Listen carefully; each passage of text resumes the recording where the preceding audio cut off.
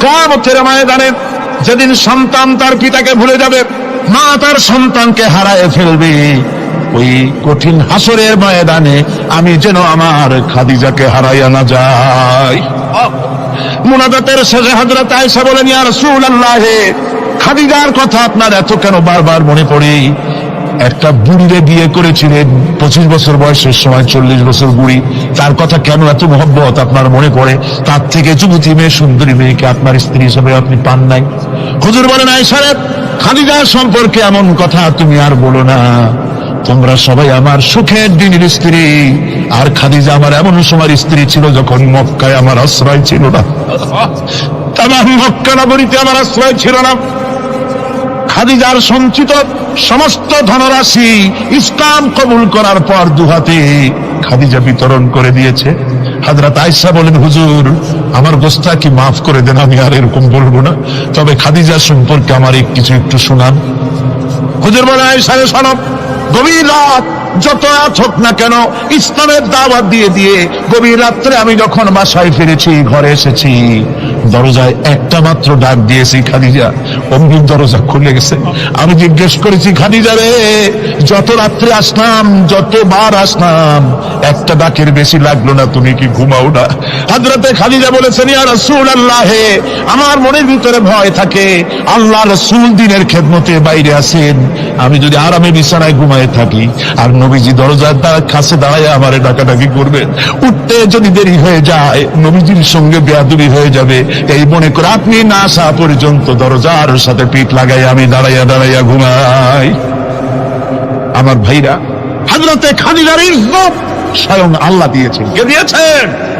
হাদিস শরীফে এসেছে, রাসূলুল্লাহ জাবালে নূরে বসা, গাড়ে হেরার ভিতরে বসা, হযরতে জিবরাইল রাসূলুল্লাহর সঙ্গে কথা বলতেছেন। একটু পরে হযরতে জিবরাইল বলেন, ইয়া রাসূলুল্লাহ, আমি আর এখানে বসবো না, আমি এখন চলছি। আমি দেখতে পাচ্ছি খাদিজা আসতেছে আপনার জন্য খাবার নিয়ে।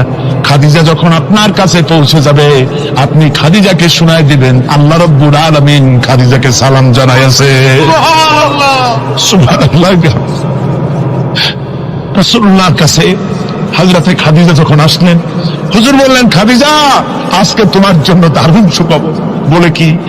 বলে, আল্লাহ পাক জিবরাইল কেমন উঠে গেল আমার কাছ থেকে, জিবরাইল বলে গেল, আল্লাহ তোমাকে সালাম বলেছে। হযরত খাদিজা কেঁদে ফেললেন, বললেন, ইয়া রাসূলুল্লাহ, আমার নারী জন্ম সার্থক, আল্লাহ আমাকে সালাম বলেছে, এর জবাব কেমনে দিতে হয় হুজুর? আমি তো জানি না, আপনি আমার পক্ষ থেকে আল্লাহর সালাম কিভাবে দেওয়া লাগে আপনি দিয়ে দিন, আমি তো বুঝি না কেমনে আল্লাহর সালামের জবাব দেব। হুজুর বললেন, খাদিজা, শুধু আল্লাহ নয়, জিবরাইলও তোমাকে সালাম বলে গেছে। হযরতে খাদিজা বললেন, হযরত জিবরাইলকে আমার সালামের জবাবটা ওয়ালাইকুমুস সালাম বলেন। হযরত খাদিজার এই মর্যাদা ছিল। আমার ভাইরা, রাসূল পাক সাল্লাল্লাহু আলাইহি ওয়াসাল্লাম এভাবে মহব্বত করেছেন স্ত্রীদেরকে। সুতরাং স্বামী স্ত্রীর মহব্বত আল্লাহ জান্নাতি নিয়ামত। কিসের নিয়ামত? যে ঘরের মধ্যে স্বামী স্ত্রীর মধ্যে মিল মহব্বত আছে, এটা বেহেশতের মতো, আর যেখানে মিল মহব্বত নাই, এটা জাহান্নামের মতো। ঠিক কি? সুতরাং মহব্বত করুন, বেশি বেশি স্যাক্রিফাইস করুন, বেশি বেশি স্যাক্রিফাইস করুন। নারীদের ব্যাপারে বলা হয়েছে, পুরুষকে বলা হয়েছে অধিকার আদায় করো, সব ব্যাপারে সমান অধিকার, কিন্তু নারীকে একটা ব্যাপারে বলা হয়েছে, নারী শোনো, পুরুষের মর্যাদা তোমার চাইতে আল্লাহ রাব্বুল আলামিন বেশি দিয়েছেন। আর রিজালু কাওয়ামুনা আলান নিসা, নারীদের উপরে পুরুষের প্রাধান্য আল্লাহ পাক দান করেছেন। একদিন একজন সাহাবী বলেছেন, ইয়া রাসূলুল্লাহ, জংলি উট দেখলাম আপনার পায়ের উপরে সিজদায় পড়ে গেল, আপনি যদি আমাদেরকে অনুমতি দিতেন না, আপনাকে আমরা সিজদা করতাম। আল্লাহ নবী বললেন, মানুষ মানুষকে সিজদা করা, এ পারমিশন যদি আমি দিতাম, তাহলে দুনিয়ার সমস্ত স্ত্রীদেরকে বলতাম তারা যেন তাদের স্বামীকে সিজদা দেয়। স্বামীর মর্যাদা এখানে বেশি। সুতরাং অধিকার সমান, কোনো সন্দেহ নাই, কিন্তু স্বামীর একটা আলাদা মর্যাদা আছে, সেই সম্মানও তাকে দিতে হবে। এরপরে এই সমান অধিকারের ভিত্তিতে স্বামী স্ত্রী চলতে থাকে, মাঝখানে আল্লাহ পাক তাদেরকে সন্তান দান করেন। আল্লাহ তাদেরকে, নারীকে লেখাপড়ার অধিকার দিয়েছেন, ইসলাম তাকে লেখাপড়ার অধিকার দিয়েছে, শিক্ষার অধিকার দিয়েছে। হযরত আয়েশা সিদ্দিকা রাদিয়াল্লাহু তাআলা আনহা শিক্ষয়িত্রী ছিলেন, হাফেজা ছিলেন, হাদিসের হাফেজা ছিলেন, কোরআনের হাফেজা ছিলেন, হাজার হাজার সাহাবায়ে কেরামদের তিনি ওস্তাদ ছিলেন। সুবহানাল্লাহ বলেন। নারীদের ব্যাপারে অধিকাংশ মাসালা হযরত আয়েশা সিদ্দিকা রাদিয়াল্লাহু তাআলা আনহার অবদান। সুবহানাল্লাহ। নারী যুদ্ধ করেছে, যুদ্ধের ময়দানে নারীর অধিকার আছে। নারী চাকরি করতে পারবে, নারী ব্যবসা করতে পারবে, নারী লেখাপড়া করতে পারবে, নারী সেনাবাহিনীতে যেতে পারবে, নারী সব করতে পারবে, কিন্তু পর্দার মাধ্যমে। একটা লোক দিয়ে কাঁদতেছিল মুসলমান হওয়ার পরও। হুজুর কয় কান্দো কেন? কই যে আমার গুনাহ কি মাফ হয়েছে? হুজুর বলেন হ্যাঁ মাফ হয়ে গেছে। কলেমা পড়ছো মাফ হয়ে গেছে। কয় যে হুজুর আমি তো মারাত্মক গুনাহ করছি। বলে কি? বলে আমার একটা মেয়ে, সেই মেয়েটাকে নিয়ে আমি লম্বা, আমি সংক্ষেপে বলতেছি, মেয়েটাকে ফাঁকি দিয়া তার আমি মারবো, বুঝতে দেই নাই আমার বউরে। বললাম চলো বেড়াইতে যাই। মেয়েটা আমার সাথে সাজাই দিয়েছে, তার মা বেড়াতে নিয়ে যাবো এই কথা মনে করে। মেয়েটা কদ্দূর যায়, আবার আব্বা আব্বা বলে আমার দিকে ফিরে আসে, আবার পিছনে থাকে, আবার আব্বা আব্বা বলে চড়ায় ধরে। এইভাবে করতে করতে যখন নির্জন এলাকায় গেলাম, আমি পাহাড়ের পাশে গর্ত খোঁড়া আরম্ভ করলাম। গর্ত খুঁজি আর মাটি ছিটে এসে আমার দাড়িতে লাগে। বাচ্চা মেয়েটা আমার কাছে এসে দাড়ি দিয়ে ধুল ঝাড়ায় দেওয়ার পর, আব্বা তোমার দাড়িতে ধুল লাগতেছে, তুমি এই কষ্ট করতেছো কেন? মেয়ে তো বোঝে না যে আমি তার জন্য কবর খুঁজতেছি। কবরটা খোঁড়া হয়ে যাওয়ার পর মেয়েটারে বান্ধা শুরু করলাম। মেয়ে এখন কাঁদতেছে, বাবা আমার বান্ধব কেন? আমি তারে বাঁধা জোরে ওর মধ্যে নিক্ষেপ করে দিলাম। মেয়েটা গর্তের মধ্যে বসে চিৎকার করে বলছে, আব্বা তুমি আমারে বাঁচতে দাও, আমি তোমার বাপ বলে সমাজে হ্যাঁ করবো না, আমি ভিক্ষা করে খাবো, আমার পেলো না। লোকটি বলছি ইয়া রাসূলুল্লাহ, আমার মনে দরদ আসলো না। আমি একটা পাথর উঁচু করে আমার মেয়ের বুক লক্ষ্য করে জোরে মেরে দিলাম। বুকটা ফেটে রক্ত ফিনকি দিয়ে উঠলো, আর মেয়ের বুক থেকে আওয়াজ বেরোলো, আব্বা। আমার কানে যেন এখনো সেই আওয়াজ বাজে। হাদিস শরীফে এসেছে, হুজুরের চোখের পানি দাঁড়িয়ে ভিজে ভিজে জামার উপরে পড়তেছিল। হুজুর বললেন, না হারে, মানুষও পারে এইরকম কাম করতে।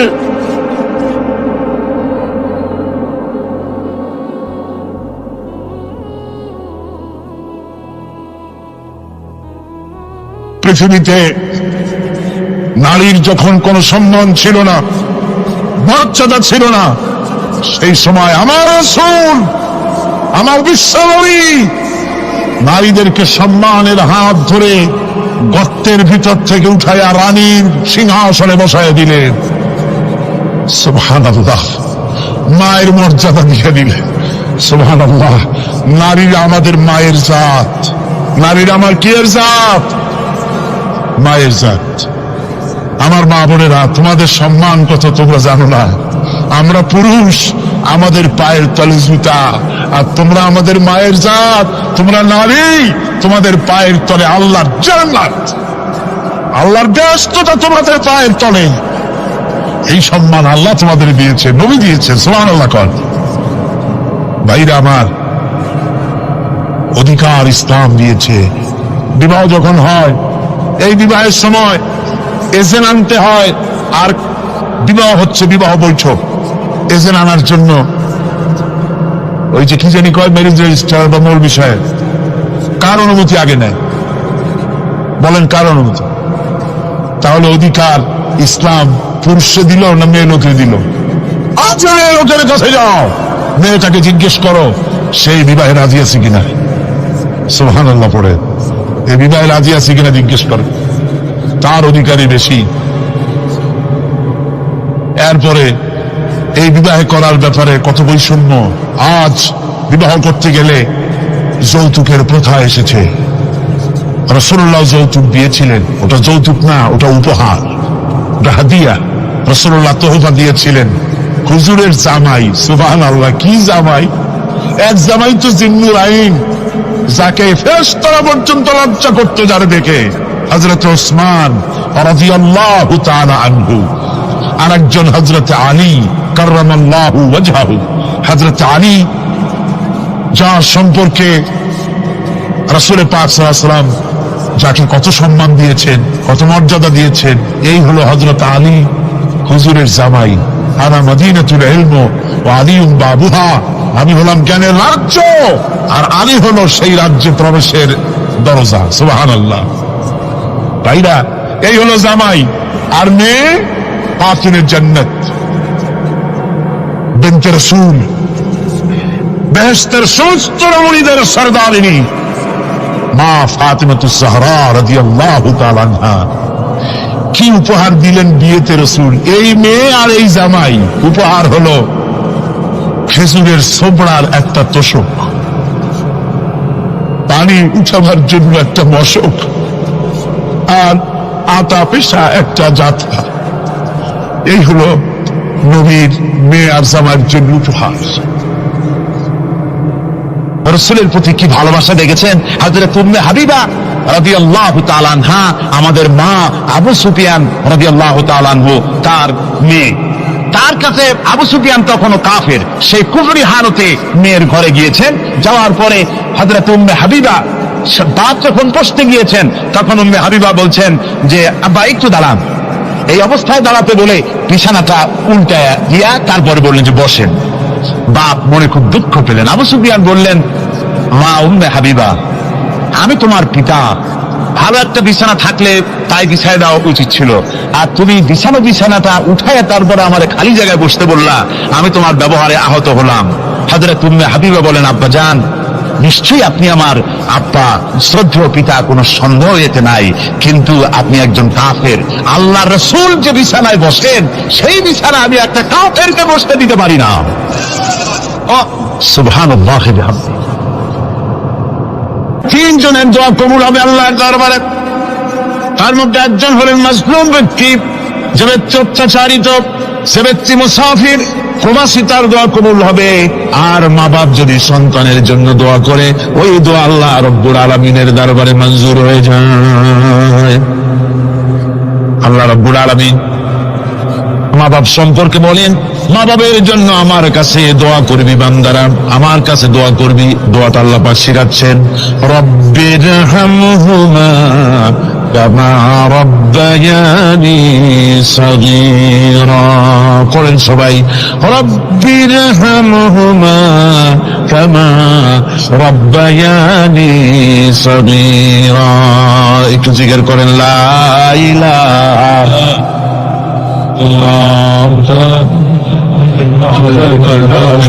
লা ইলাহা ইল্লাল্লাহ, লা ইলাহা ইল্লাল্লাহ, লা ইলাহা ইল্লাল্লাহ, লা ইলাহা ইল্লাল্লাহ, মুহাম্মাদুর রাসূলুল্লাহ।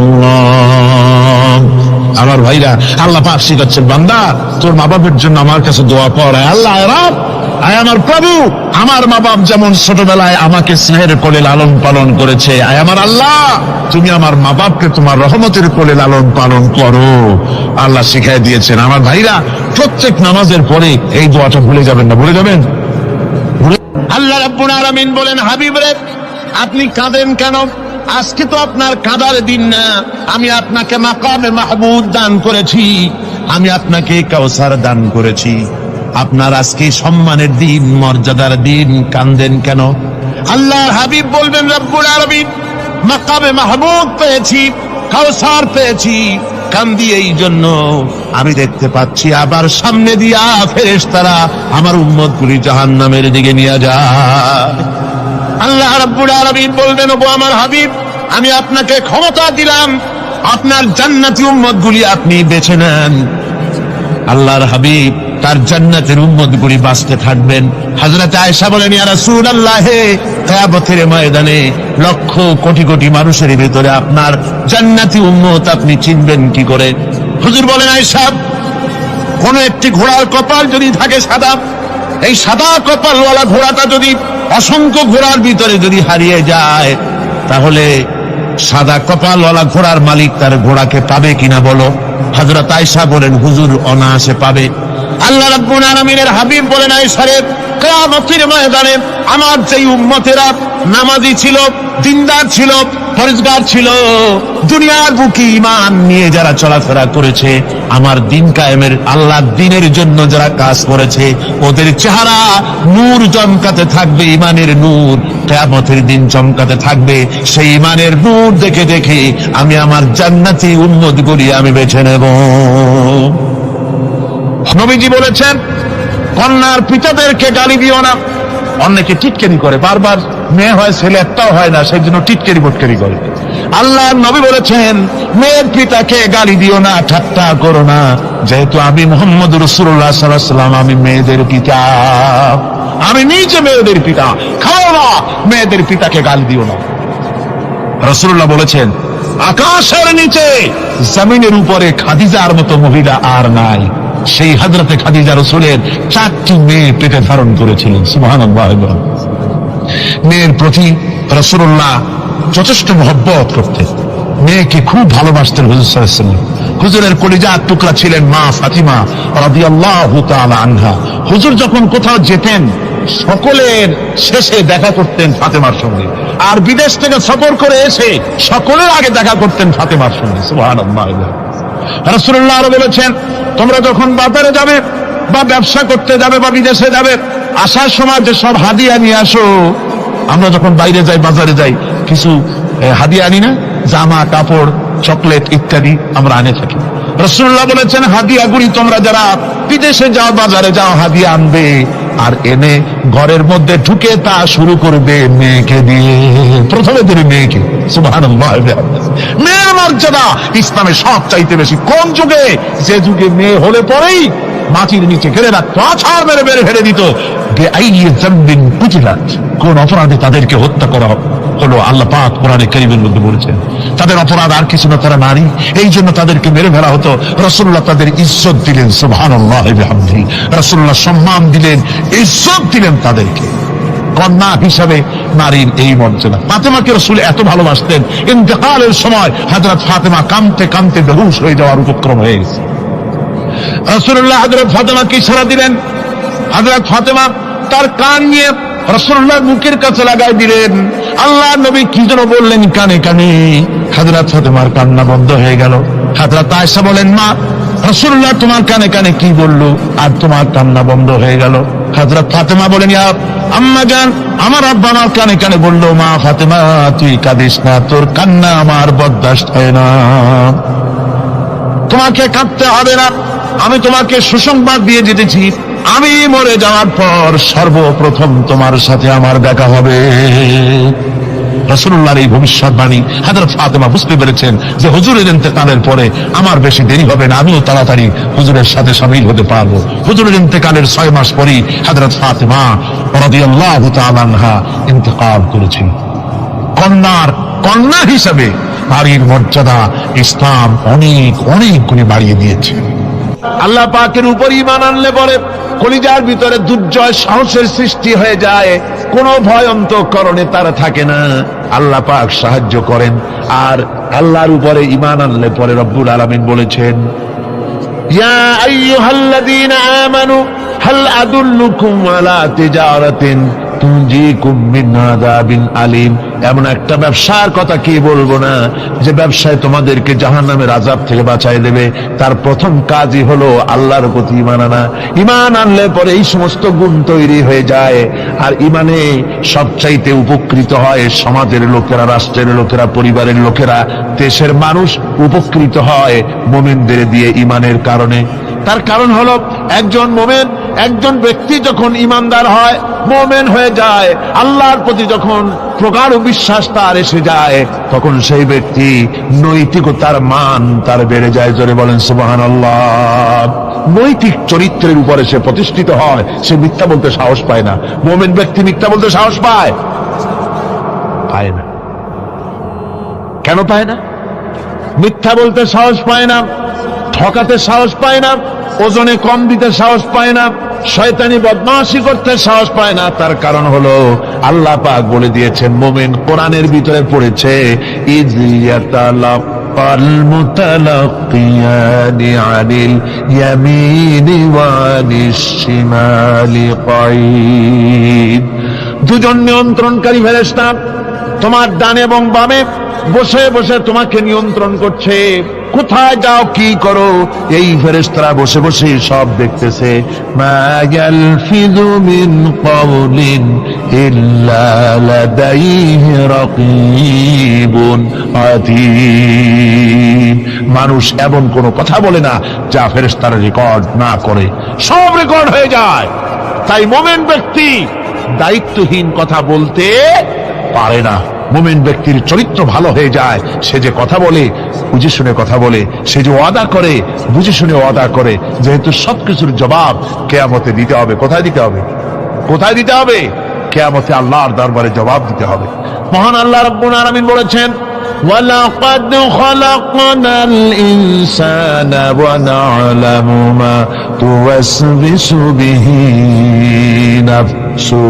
মানুষ সৃষ্টি করেছি আমি, তার অন্তঃকরণের ভিতরে ওয়াসওয়াসা কি হয় আমি জানি।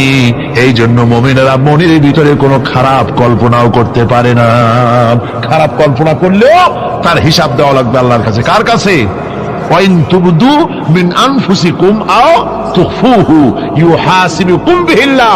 আল্লাহ বলেন, মনের মধ্যে যে সব কল্পনা করো তা প্রকাশ করো আর গোপন রাখো, ওইটার হিসাব নিব আমি আল্লাহ পাক। কিয়ামতের দিন আমার কাছে হিসাব দিতে হবে। বন্ধুগণ, এই জন্য মুমিন যারা, মুমিনদের চরিত্র প্রতিষ্ঠিত হয়, মুমিনদের ধারণা থাকে যেখানেই যাই না কেন, যেখানেই বসি না কেন, সেখানেই আল্লাহ, আল্লাহ ছাড়া কোনো জায়গা নাই। আছে নাকি? আছে। আল্লাহ পাক বলেন, মা ইয়াকুনু মিন নাজওয়া সালাসাতিন ইল্লা হুয়া রাবিউহুম। তোমরা যেখানে তিনজন মিলে পরামর্শ করো, মনে রেখো তিনজন নও, ওখানে চতুর্থ সত্তা আমি রব্বুল আলামিন তোমাদের কাছে আছি। সব শুনিয়ার দেখি, পাঁচজন যেখানে হও সেখানে আমি ষষ্ঠ।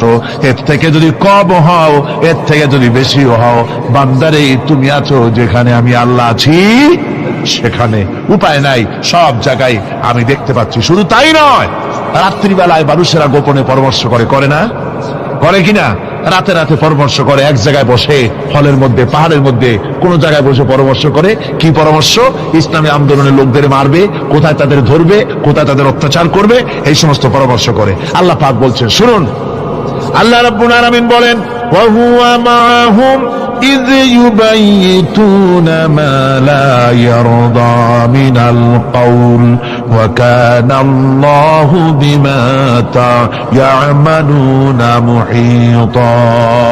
আল্লাহ পাক বলেন, তিনি তো ঠিক সেই সময়ও তোমাদের কাছে থাকেন যখন তোমরা নিজেদের ঘরের মধ্যে বসে, কোন এক জায়গায় বসে আল্লাহর মর্জির খেলাফ পরামর্শ করো, আল্লাহ তখনও তোমাদের কাছে থাকেন।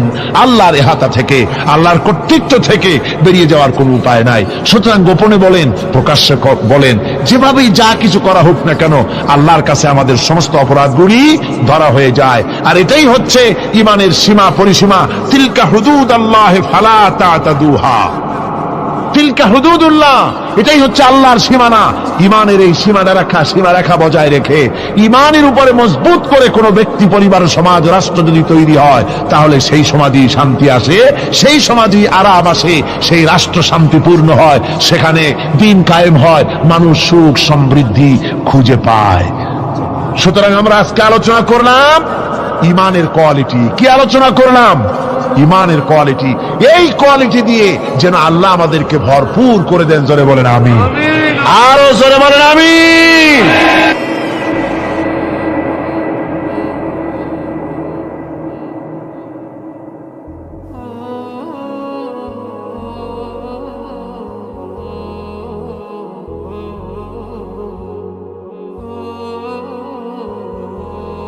একবার রাসূল পাক সাল্লাল্লাহু আলাইহি সাল্লামের কাছে একজন মুশরিক এসেছেন, তার কাছে একটা ভাঙ্গা মূর্তি। হুজুর জিজ্ঞেস করলেন, তোমার মূর্তিটা ভাঙা কেন? লোকটি বলল যে এটি হচ্ছে আমার খোদা, একে আমি সব সময় সাথে রাখি, না জানি কোন সময় কোন বিপদে পড়ি, এই জন্য সাথে রাখি বিপদ থেকে বাঁচার জন্য। পথিমধ্যে আমার প্রকৃতির ডাক এলো, পেশাব পায়খানায় যাওয়ার প্রয়োজন হলো। তো মনে করলাম এমন জায়গায় এই খোদা নিয়ে যাওয়া উচিত না, খোদাকে রাস্তার উপরে রেখে তারপরে গেলাম কাম সারতে। কাম সেরে এসে দেখি যে এইটার মাথা থেকে শুরু করে পা পর্যন্ত ভিজা।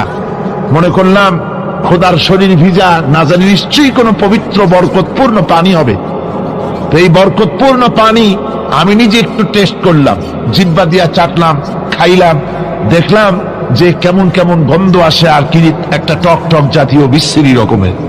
তো মনে করলাম পবিত্র পানি এরকমের গন্ধ হবে কেন? এদিক ওদিক তাকালাম, তাকিয়ে দেখি দূরে একটা কুকুর দাঁড়ানো, তার নিচের থেকে পানি টপকাচ্ছে। তখন ভাবলাম যে আসলে কোন বরকতের পানি এটা। আমি তখন রাগ করে এইটার ঠ্যাং ধরে আছাড় মারলাম যে তুই কি খোদা না তুই একটা হুদা? তুই তো নিজেরই ঠেকাতে পারিস না বিপদ থেকে, তো আমারও ঠেকাবি কি করে? হাদিস শরীফ এসছে, রাসূল পাক সাল্লাল্লাহু আলাইহি সাল্লাম তখন হেসে দিয়েছিলেন। সে হাসিতে হুজুরের দন্ত মোবারক বিকশিত হয়েছিল, শরীর মোবারক কেঁপে উঠেছিল। হুজুর জিজ্ঞেস করলেন, আমার কাছে কি বক্তব্য এসেছো? লোকটি বলছে, হুজুর আমার কাছে আজকে এসব জিনিসের ব্যর্থতা অসারতা ধরা পড়েছে, আমি তাওহীদের আশ্রয় নিতে এসেছি। আল্লাহর নবী বললেন, পড়ো লা ইলাহা ইল্লাল্লাহু মুহাম্মাদুর রাসূলুল্লাহ। মুমিন ব্যক্তি আত্মমর্যাদার সৃষ্টি হয় তার কলিজার মধ্যে, আত্মসম্ভ্রম, আত্মসম্মান। সে কারো কাছে মাথা নত করবে না, তার কারণ সে জানে আমি যার গোলাম তিনি হচ্ছেন সকল ক্ষমতার উৎস। সকল ক্ষমতার উৎস কে? চিল্লায় বলতে হবে, সকল ক্ষমতার উৎস কে? কিন্তু আমার দেশের পার্লামেন্ট, আমার দেশের সংসদ, এই সংসদে নেতা নেত্রীরা সেখানে বসে বলেন সকল ক্ষমতার উৎস, সকল শক্তির উৎস জনগণ। বলেন এরকম, সকল ক্ষমতার উৎস জনগণ। এই ধরনের কথা বলা শিরক, বিশ্বাস করাও শিরক। জনগণের ক্ষমতা কোথায়? জনগণ শুধু ভোটের ক্ষমতা রাখে, ক্ষমতা দেওয়ার মালিক আর ক্ষমতা ছিনায় নেওয়ার মালিক জোরে বলেন কে? জনগণই যদি ক্ষমতার মালিক হয় তাহলে 9 বছরের রাজার 10 বছরের সাজা হয় কেমনে? জনগণ ক্ষমতার মালিক নয়, এটি একটি মিথ্যে কথা। এই কথাটি শিরক, কোন মুসলমানের কথা বিশ্বাস করা উচিত নয়। কথা বুঝতে পেরেছেন? কোন মুসলমানের বিশ্বাস করা উচিত নয়। আল্লাহ পাক পরিষ্কার বলেছেন, আন্নাল কুওয়াতা লিল্লাহি জামিআ, সমস্ত ক্ষমতার উৎস কেবলমাত্র আল্লাহ সুবহানাহু ওয়া তাআলা। কিন্তু বেকুবরা বোঝে না, জনগণকে খুশি করার জন্য, তাদের ভোট যেন বারবার পাওয়া যায়, এই জন্য বলে সমস্ত ক্ষমতার উৎস জনগণ। বেকুবেরা, পাগলেরা বুঝে না, সেই জন্যই তারা এই কথাগুলি বলে। কয়েকটি কথা আমাদের দেশে চালু আছে যে কথাগুলি শুনলে খুবই খারাপ লাগে। একটা হচ্ছে সকল ক্ষমতার উৎস জনগণ, এটি মারাত্মক শিরকপূর্ণ কথা। আরেকটি কথা, যখন রেডিও টিভিতে বলা হয় যে কুতুবদিয়া, হাতিয়া সন্দ্বীপ, কক্সবাজার উপকূলীয় এলাকায় থেকে 280 মাইল স্পিডে বাতাস প্রবাহিত হবে, 30 ফিট উঁচু হয়ে জলোচ্ছ্বাস হবে, গ্রেট ডেঞ্জার সিগন্যাল নাম্বার 10 দেখাবার জন্য বলা হলো। সাথে সাথে তারপরেই রেডিও টিভি থেকে, সরকারি যন্ত্র থেকে সরকারের লোকেরা বলতে থাকেন এই বিরাট তুফান, জলোচ্ছ্বাস এবং ঘূর্ণিঝড়ের মোকাবেলা করার জন্য সেনাবাহিনী প্রস্তুত করে রাখা হয়েছে। কি বেকুবি! 30 ফুট জলোচ্ছ্বাস হবে, সেনাবাহিনী কর্মী কি বন্দুক নিয়ে লড়াই থাকবে? মোকাবেলা করবা, প্রচন্ড বাতাসের মোকাবেলা করবা তুমি সলিমুদ্দি। হ্যাঁ, বরং বলা যেতে পারে ঘূর্ণিঝড় এবং জলোচ্ছ্বাসের পরে যে দুর্যোগ সৃষ্টি হবে তড়িৎ গতিতে, আমরা সেই দুর্যোগকে, মানুষকে ঠেকাবার জন্য আমরা প্রাণ চেষ্টা চালাবো, আমাদের সব মেশিনারি সেজন্য প্রস্তুত আছে, এটা বলা যেতে পারে। কিন্তু ঝড়ের মোকাবেলা করব, মারাত্মক কথা, মারাত্মক কথা। আবার আরেকটি কথা খুবই মারাত্মক, এগুলো পত্র পত্রিকায় দেখি, অমুক দলের অমুক নেতা হসপিটালে মৃত্যুর সঙ্গে পাঞ্জা লড়তেছে। আজীব তামাশা। মৃত্যু কি তোমার মাইকেল টাইসন? মৃত্যু কি তোমার মোহাম্মদ আলী ক্লে যে পাঞ্জা লড়বা? মৃত্যুর সাথে পাঞ্জা লড়তে পারে এমন ক্ষমতা পৃথিবীর কারো আছে? সুতরাং এগুলো জাহালাতের কথা, মূর্খতার কথা। মৃত্যু যন্ত্রণায় ভুগছে এটা বলা যায়, মৃত্যু যন্ত্রণায় কষ্ট পাচ্ছে বলা যায়। মৃত্যুর সাথে পাঞ্জা লড়ছে, সলিমুদ্দিন সাহস তো কম না। আমার ভাইয়েরা, সুতরাং সমস্ত ক্ষমতার উৎস কেবলমাত্র আল্লাহ সুবহানাহু ওয়া তাআলা। যাকে খুশি ক্ষমতায় দেন, যাকে খুশি ক্ষমতা থেকে নামায় দেন। এত বড় প্রচন্ড ক্ষমতার মালিক তিনি। রাতকে দিন বানান, দিনকে রাত বানিয়ে দেন, সাগরকে নগর করেন, নগরকে সাগরে পরিণত করে দেন, আমিরকে ফকির করেন, ফকিরকে আমির বানায় দেন, রাস্তার মানুষ ধরে নিয়ে, অপরিচিত লোক একজন ধরে নিয়ে রাষ্ট্রের মালিক বানায় দেন, প্রেসিডেন্ট বানায় দেন। আবার সম্মানের ফুলের মালা দিয়া গলা থেকে শুরু করে পা পর্যন্ত ফুলের মালা দিয়া ভরে দেন। নাফরমানি যখন বাড়তে থাকে, এত বড় ক্ষমতার মালিক আমার আল্লাহ রব্বুল আলামিন ফুলের মালাগুলি বাদ দিয়ে ফুলের মালার পরিবর্তে জুতার মালা গলায় পরাইয়া ফাঁসির মঞ্চে ঝুলাইয়া দেন। পারেন কিনা? প্রচন্ড ক্ষমতার মালিক তিনি। তিনি যদি কারো ক্ষমতা ছিনিয়ে নিবেন, এটা যদি সিদ্ধান্ত হয়, পৃথিবীর মানুষ তাকে ক্ষমতার উপরে রাখতে পারে? আর আল্লাহ যদি কাউকে ক্ষমতা দিতে চান, সেই ক্ষমতা থেকে তাকে মাহরুম কেউ করতে পারে? পারেন। সমস্ত ক্ষমতার একমাত্র মালিক হচ্ছেন কে? আল্লাহ সুবহানাহু ওয়া তাআলা। মানুষেরা বোঝে না, তাই আত্মম্ভরিতা ক্ষমতার মোহে কি করবে দিশা করতে পারে না। এই জন্য যারা মুমিন হবে তাদের এই চিন্তা মনের মধ্যে থাকবে, আত্মমর্যাদা আসবে, কারো সামনে হাত পাতবে না। হাত পাতবে তো আল্লাহ সুবহানাহু ওয়া তাআলার কাছে, কাউকে ভয়ও করবে না। আত্মমর্যাদার কারণে সে তার রিজিক সম্পর্কেও নৃশংস হয়ে যাবে। অর্থাৎ রিস্ক সম্পর্কেও তার পরোয়া থাকবে না, যে হক কথা যদি বলি তাহলে যদি আমার চাকরি না থাকে। আছেন এরকম লোক? হক কথা যদি বলি, চাকরি যদি না থাকে, দাওয়াত যদি আর না হয়, গুলি খেয়ে যদি মরি, এই চিন্তাও মুমিনের লোকের মধ্যে থাকে না, যেহেতু তার আত্মমর্যাদা এসেছে। রিস্কের মালিক মসজিদের মুতাল্লি নয়।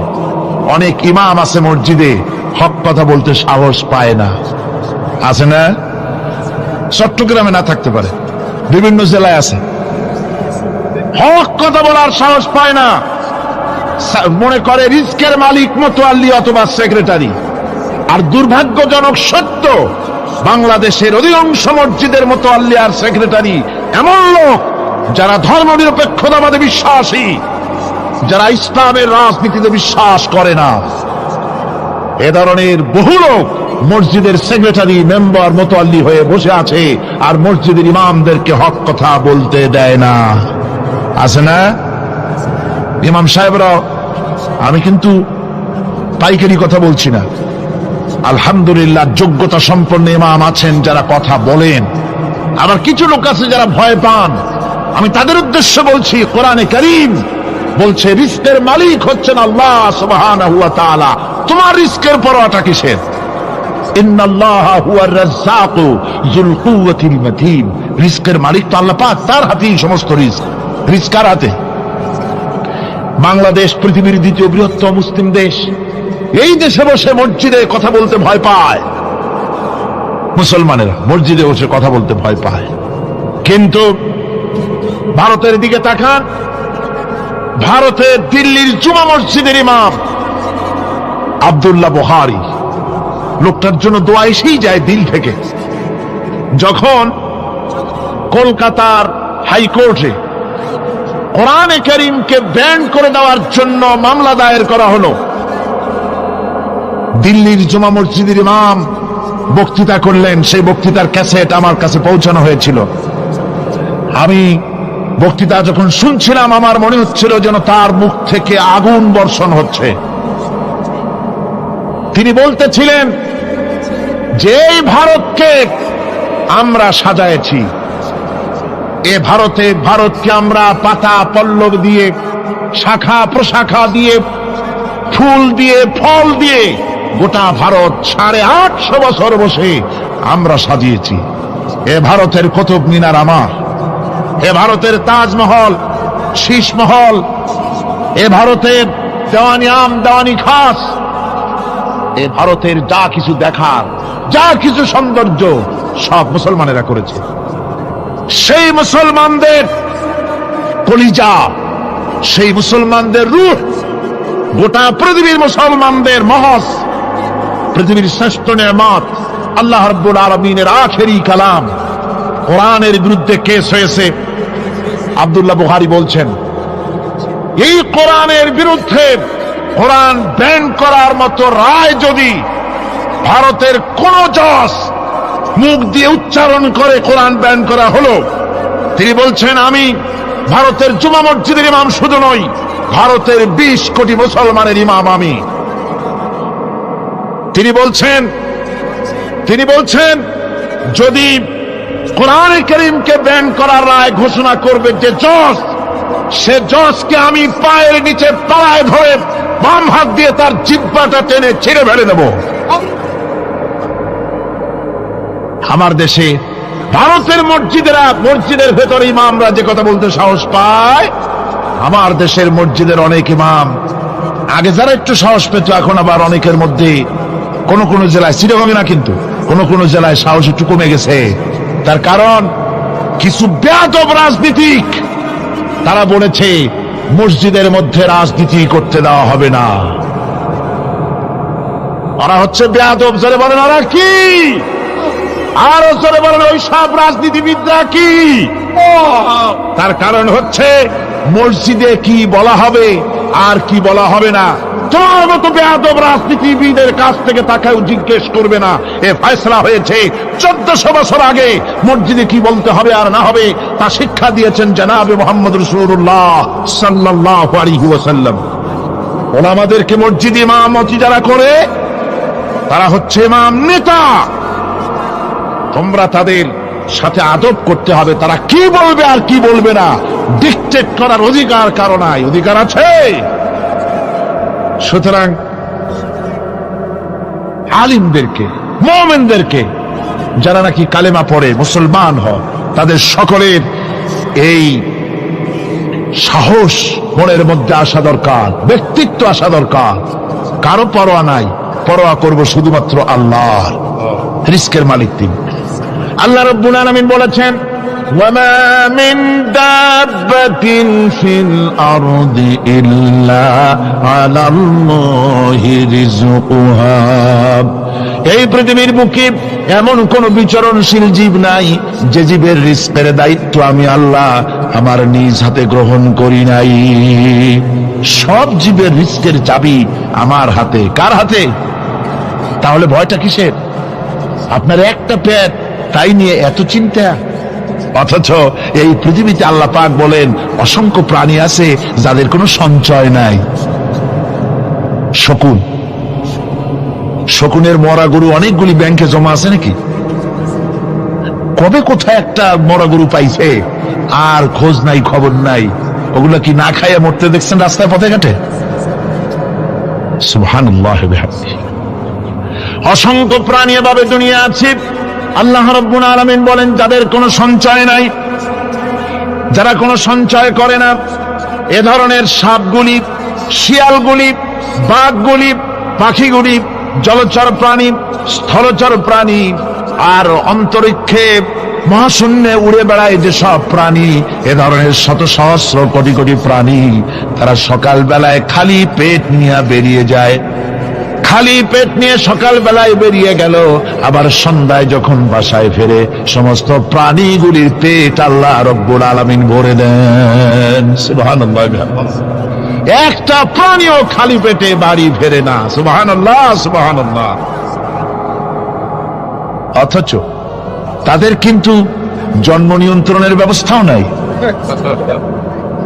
জঙ্গলে যত প্রাণী আছে তারা কি কোনদিন মিছিল করে এসে বলেছে বাংলাদেশ সরকার আমাদের জঙ্গলের মধ্যে কোনো খোঁজ খবর তো আপনারা রাখেন না, এখানে বাচ্চা কাচ্চা বেশি হইতেছে আর খাওয়াইতে পারি না, এবার কিছু পরিবার পরিকল্পনার ওষুধপত্র পাঠান? কোনদিন বলেছে? বলে নাই, বলবেও না। কে খাওয়ায়? আল্লাহ পাক খাওয়া, আল্লাহ পাক খাওয়া। সুতরাং আল্লাহ রাব্বুল আলামিন রিজকের মালিক, একথা বিশ্বাস করতে হবে। সেই বিশ্বাসের অর্থ এই নয় যে আপনি চুপ করে বসে থাকবেন আর ফেরেশতারা রান্না করে আপনারে রূপচাঁদা মাছ খাওয়াই দিয়ে যাবে, এরকম না। বিশ্বাস করতে হবে, কাজ করতে হবে, এর ফলে আল্লাহ রাব্বুল আলামিন রিজকের ব্যবস্থা করবে। ঈমান আনার পর প্রথম যে কোয়ালিটিটা হবে সেই কোয়ালিটি হচ্ছে পার্সোনালিটি, আত্মসম্ভ্রম, আত্মমর্যাদা। দুনিয়ায় কারো সামনে মাথা সে নত করবে না, মাথা নত করবে কেবলমাত্র আল্লাহর কাছে। সে বিশ্বাস করবে খাইরিহি ওয়া শাররিহি মিনাল্লাহি তাআলা, ভালো মন্দ সব কার কাছ থেকে হয়? আল্লাহর কাছ থেকে হয়। সে কিছুতেই বিশ্বাস করবে না যে কোনো মাজারের কাছে গেলে, কবরের কাছে গেলে আমার তকদির পাল্টে যাবে, কোন মোমেন তা বিশ্বাস করবে না। কথা বুঝতে পেরেছেন? ভালো করার মন্দ করার সবটা মালিক আল্লাহ সুবহানাহু ওয়া তাআলা। এরপরে 2 নম্বরের যে কোয়ালিটি সৃষ্টি হবে মুমিনের মধ্যে ঈমান আনার পর, সে গুণটা হচ্ছে সে বিনয়ী হবে। বিনয়, বিনম্রতা তার এক বৈশিষ্ট্য হবে। বিনয় এবং বিনম্রতার বৈশিষ্ট্য হবে। তার কারণ হচ্ছে ঈমান আনার পরে সে জানতে পেরেছে আল্লাহ রাব্বুল আলামিনের কর্তৃত্ব থেকে বেরিয়ে আসার ক্ষমতা কারো নাই। অহংকার করে যাব কোথায়? আস্ফালন করে যাব কোথায়? আল্লাহর রাজত্বের বাইরে, আল্লাহর ক্ষমতার বাইরে যাওয়ার ক্ষমতা তো কারোই নাই। সুতরাং অহংকার তার মধ্যে জায়গা পাবে না। আল্লাহ পাক দুনিয়ার সমস্ত মানুষের জিনকে পরিষ্কার করে বলেছেন, ইয়া মাশারাল জিন্নি ওয়াল ইনস ইন ইসতাতাতুম আন তানফুযু মিন আকতারিস সামাওয়াতি ওয়াল আরদ ফানফুযু লা তানফুযুনা ইল্লা বিসুলতান। হে পৃথিবীর মানুষেরা আর জেনেরা, যদি সম্ভব হয় আমার আকাশের নিচের থেকে, জমিনের উপর থেকে বেরিয়ে যা। লা তানফু, বেরিয়ে যেতে পারবে না। আমি আকাশ এবং জমিন থেকে যদি সম্ভব করতে পারো বেরিয়ে যা। আর যদি কোনো আকাশ থাকে তার নিচে যা, আর যদি কোনো জমিন থাকে তার উপরে যাও। এমন দেশ যদি পাও যেখানে আমার আলো ছাড়া কোনো আলো আছে, আমার বাতাস ছাড়া কোনো বাতাস আছে, আমার চাঁদ সূর্য ছাড়া কোনো চাঁদ সূর্য আছে, যাও সেখানে। আল্লাহ রাব্বুল আলামিন বলেন নাই এরকম যাওয়ার কোনো উপায় নাই। আমি আল্লাহ রাব্বুল আলামিন আকাশ আর জমিন দিয়ে প্যাকেট করে রেখেছি, আটকায় রেখেছি। আমার রাজত্ব থেকে, আমার ক্ষমতা থেকে, আমার কর্তৃত্ব থেকে বেরিয়ে যাওয়ার ক্ষমতা কোনো মানুষের নাই, কোনো জেনের নাই, কোনো প্রাণীর নাই। সুবহানাল্লাহ। মানুষ হচ্ছে অহংকার কিসের হবে? তোমরা হচ্ছ ফকির। আল্লাহ পাক বলছেন ওয়াল্লাহুল গনিয়্যু ওয়া আনতুমুল ফুকারা। আল্লাহ হচ্ছেন গনি। আল্লাহ কি? গনি, বেনিয়াস, বেপরোয়া। ফাআলুল লিমা ইউরিদ, যা খুশি তাই করে, কারো মুখাপেক্ষী তিনি নন। কোরআনে কারীমে রব্বুল আলামিন বলেছেন, নবী আপনি আমার ব্যাপারে, আমার গুণাবলীর ব্যাপারে বলুন। কুল হুয়াল্লাহু আহাদ, পড়েন সবাই। কুল হুয়াল্লাহু আহাদ আল্লাহুস সামাদ লাম ইয়ালিদ ওয়া লাম ইউলাদ ওয়া লাম ইয়াকুল লাহু কুফুয়ান আহাদ। আল্লাহ পাক বলেন, বান্দারে ও আমার নবী আপনি বলুন, আল্লাহ পাক এক এবং একক, তিনি নিরঙ্কুশ, তিনি বেনিয়াস, তিনি কারো মুখাপেক্ষী নন, তিনি কাউকে জন্ম দেন নাই, তাকেও কেউ জন্ম দেয়নি। আকাশ এবং জমিনে আল্লাহর সমকক্ষ কেউ নাই। তোমরা হচ্ছ ফকির আর আমি আল্লাহ হচ্ছে বেনিয়াজ। লিল্লাহি মা ফিস সামাওয়াতি ওয়া মা ফিল আরদ, আকাশে যা আছে জমিনে যা আছে সব আল্লাহ, সব কার? আল্লাহ পাকের। সুতরাং কিসের অহংকার, কিসের মাতবাড়ি? মানুষ পেছনের কথা ভুলে যায়, মোটেই চিন্তা করে না একটু আগে যারা ক্ষমতায় ছিল আজকে তারা ক্ষমতা হারা, আজকে যারা ক্ষমতায় এলো তারা আবার ক্ষমতা মস্তদে বসে দুনিয়ার সব বিপদ আপদ ভুলে যায়। কি করে আরো বেশি লুটপাট করা যায়, আরো বেশি মানুষকে শোষণ করা যায়, মানুষ এই চিন্তাই করে। অহংকারে ক্ষমতার দর্পে ফেটে পড়ে, চিন্তা করে না পেছনের কথা। আল্লাহ রাব্বুল আলামিন বলেন,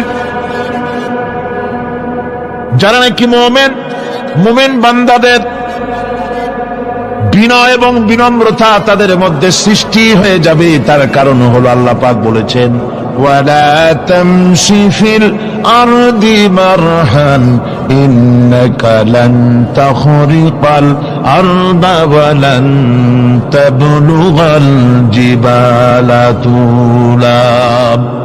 ওয়ালা তামশি ফিল আরদি মারহান, আমার জমিনের উপরে অহংকার করে পা ফেলো না। তুমি কি পারবে অহংকার করে আমার জমিনটাকে বাটাই দিতে? কি বলেন, পারা যাবে? অহংকার করে জমিনের উপরে লাথি মারেন জোরে, জমিন ফাটবে? ফাটবে না, আপনার পা ছিঁড়ে যাবে। আপনি কি পারবেন অহংকার করে পাহাড়ের উচ্চতা লাফ দিয়ে ছাড়াই যেতে পারবেন? তাও পারবেন না।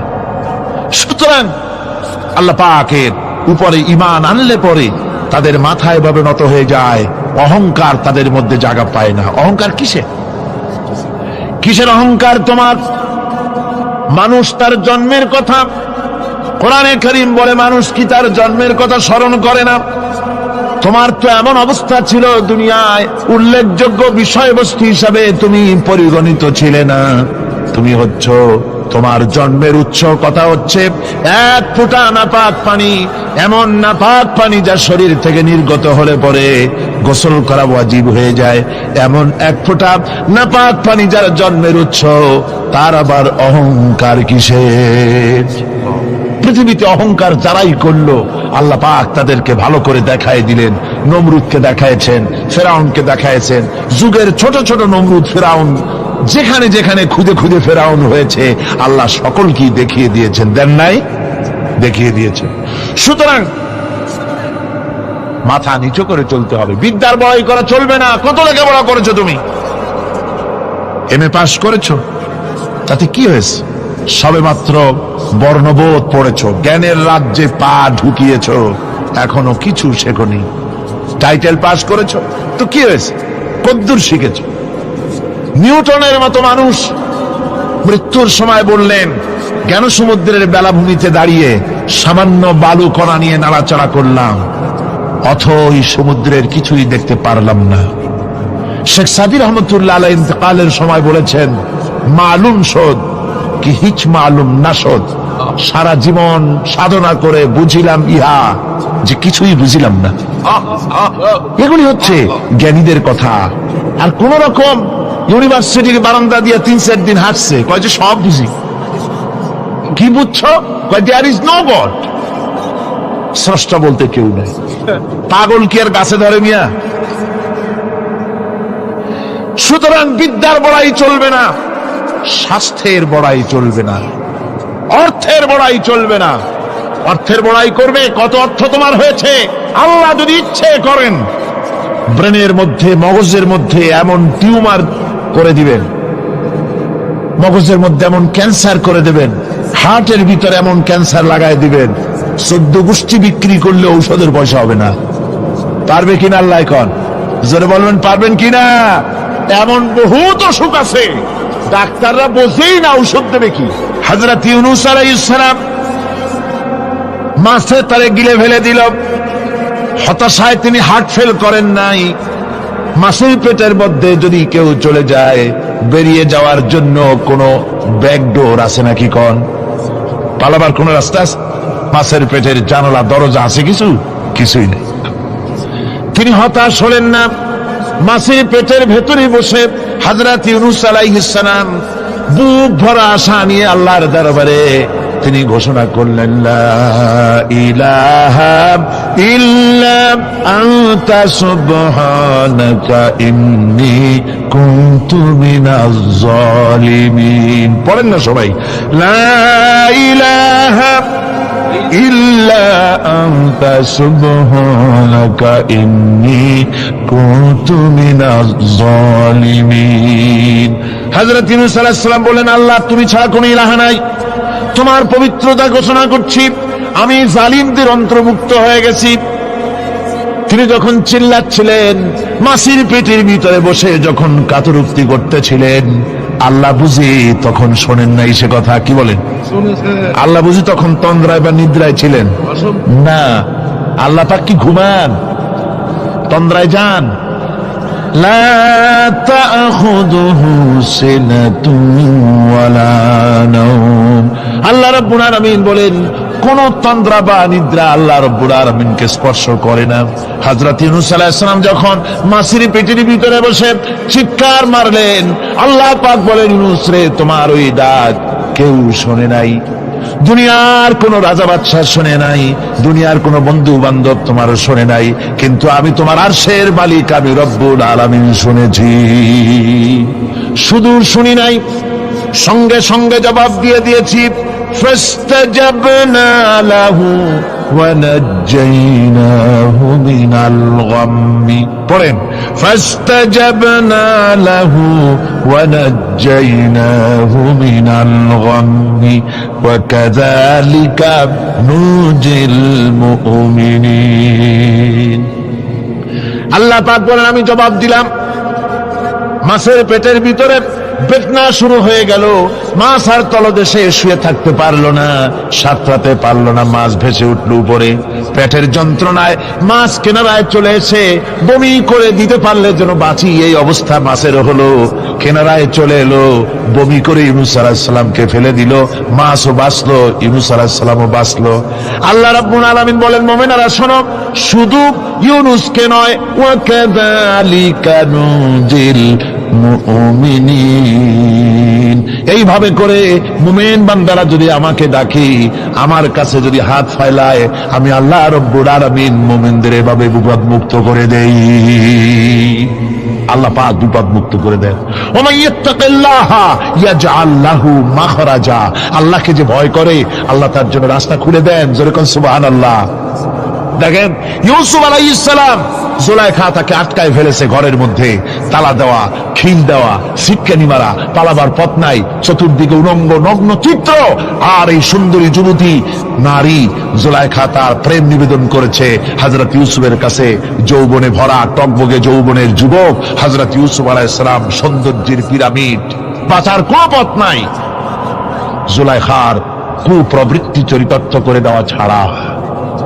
কিন্তু হযরতে ইউসুফ আলাইহিস সালাম আল্লাহ রাব্বুল আলামিনকে ডাকলেন, হতাশায় ভেঙে পড়লেন না, আল্লাহকে ভয় করলেন, আল্লাহকে ডাকলেন। আল্লাহকে ডেকে, আল্লাহকে ভয় করে তালাবদ্ধ দরজার দিকে যখন দৌড় মারলেন, রব্বুল আলামিন আপন কুদরতে দরজার তালাগুলি খুলে দিলেন। ভাইরা আমার, এভাবে করে মুমিনেরা কখনো হতাশ হয় না। ফাইন্না মাআল উসরি ইউসরা, ইন্না মাআল উসরি ইউসরা। মনে রাখতে হবে, দুঃখ কষ্টের সাথে থাকে সুযোগ সুবিধা, আর প্রত্যেক অসচ্ছলতার সাথে থাকে উদার সচ্ছলতা। এর কোনো বিপরীত কখনই হয় না। আল্লাহ রাব্বুল আলামিন এইভাবে করে মুমিনদেরকে বলেছেন যেন তারা হতাশায় ভেঙে না পড়ে। আল্লাহ পাক বলেন, বান্দা যখন আমাকে ডাকে, আমি বান্দার একদম নিকটে, তার ঘাড়ের চাইতেও নিকটে। ওয়া নাহানু আকরাবু ইলাইহি মিন হাবলিল ওয়ারিদ। আমি আমার বান্দার সরক যে রগের উপরে তার মাথা, এর থেকেও আমি আমার বান্দার বেশি নিকটে। সুবহানাল্লাহ পড়েন। আমি তোমার কাছে, আমার কাছে মাপ চাও, যত বড় গুনাহ হোক। ওয়া ক্বালা রাব্বুকুম উদউনি আস্তাজিব লাকুম। তোমার প্রভু তোমাকে ডেকে বলেছে, আমাকে ডাকো, আমি মাফ করে দেব। সুবহানাল্লাহি ওয়া বিহামদিহি। কত বড় কথা, আমাকে ডাকো, নিরাশ হয়েও না, হতাশ হয়েও না। আল্লাহর গজব বেশি না রহমত বেশি? আল্লাহর রহমত বেশি।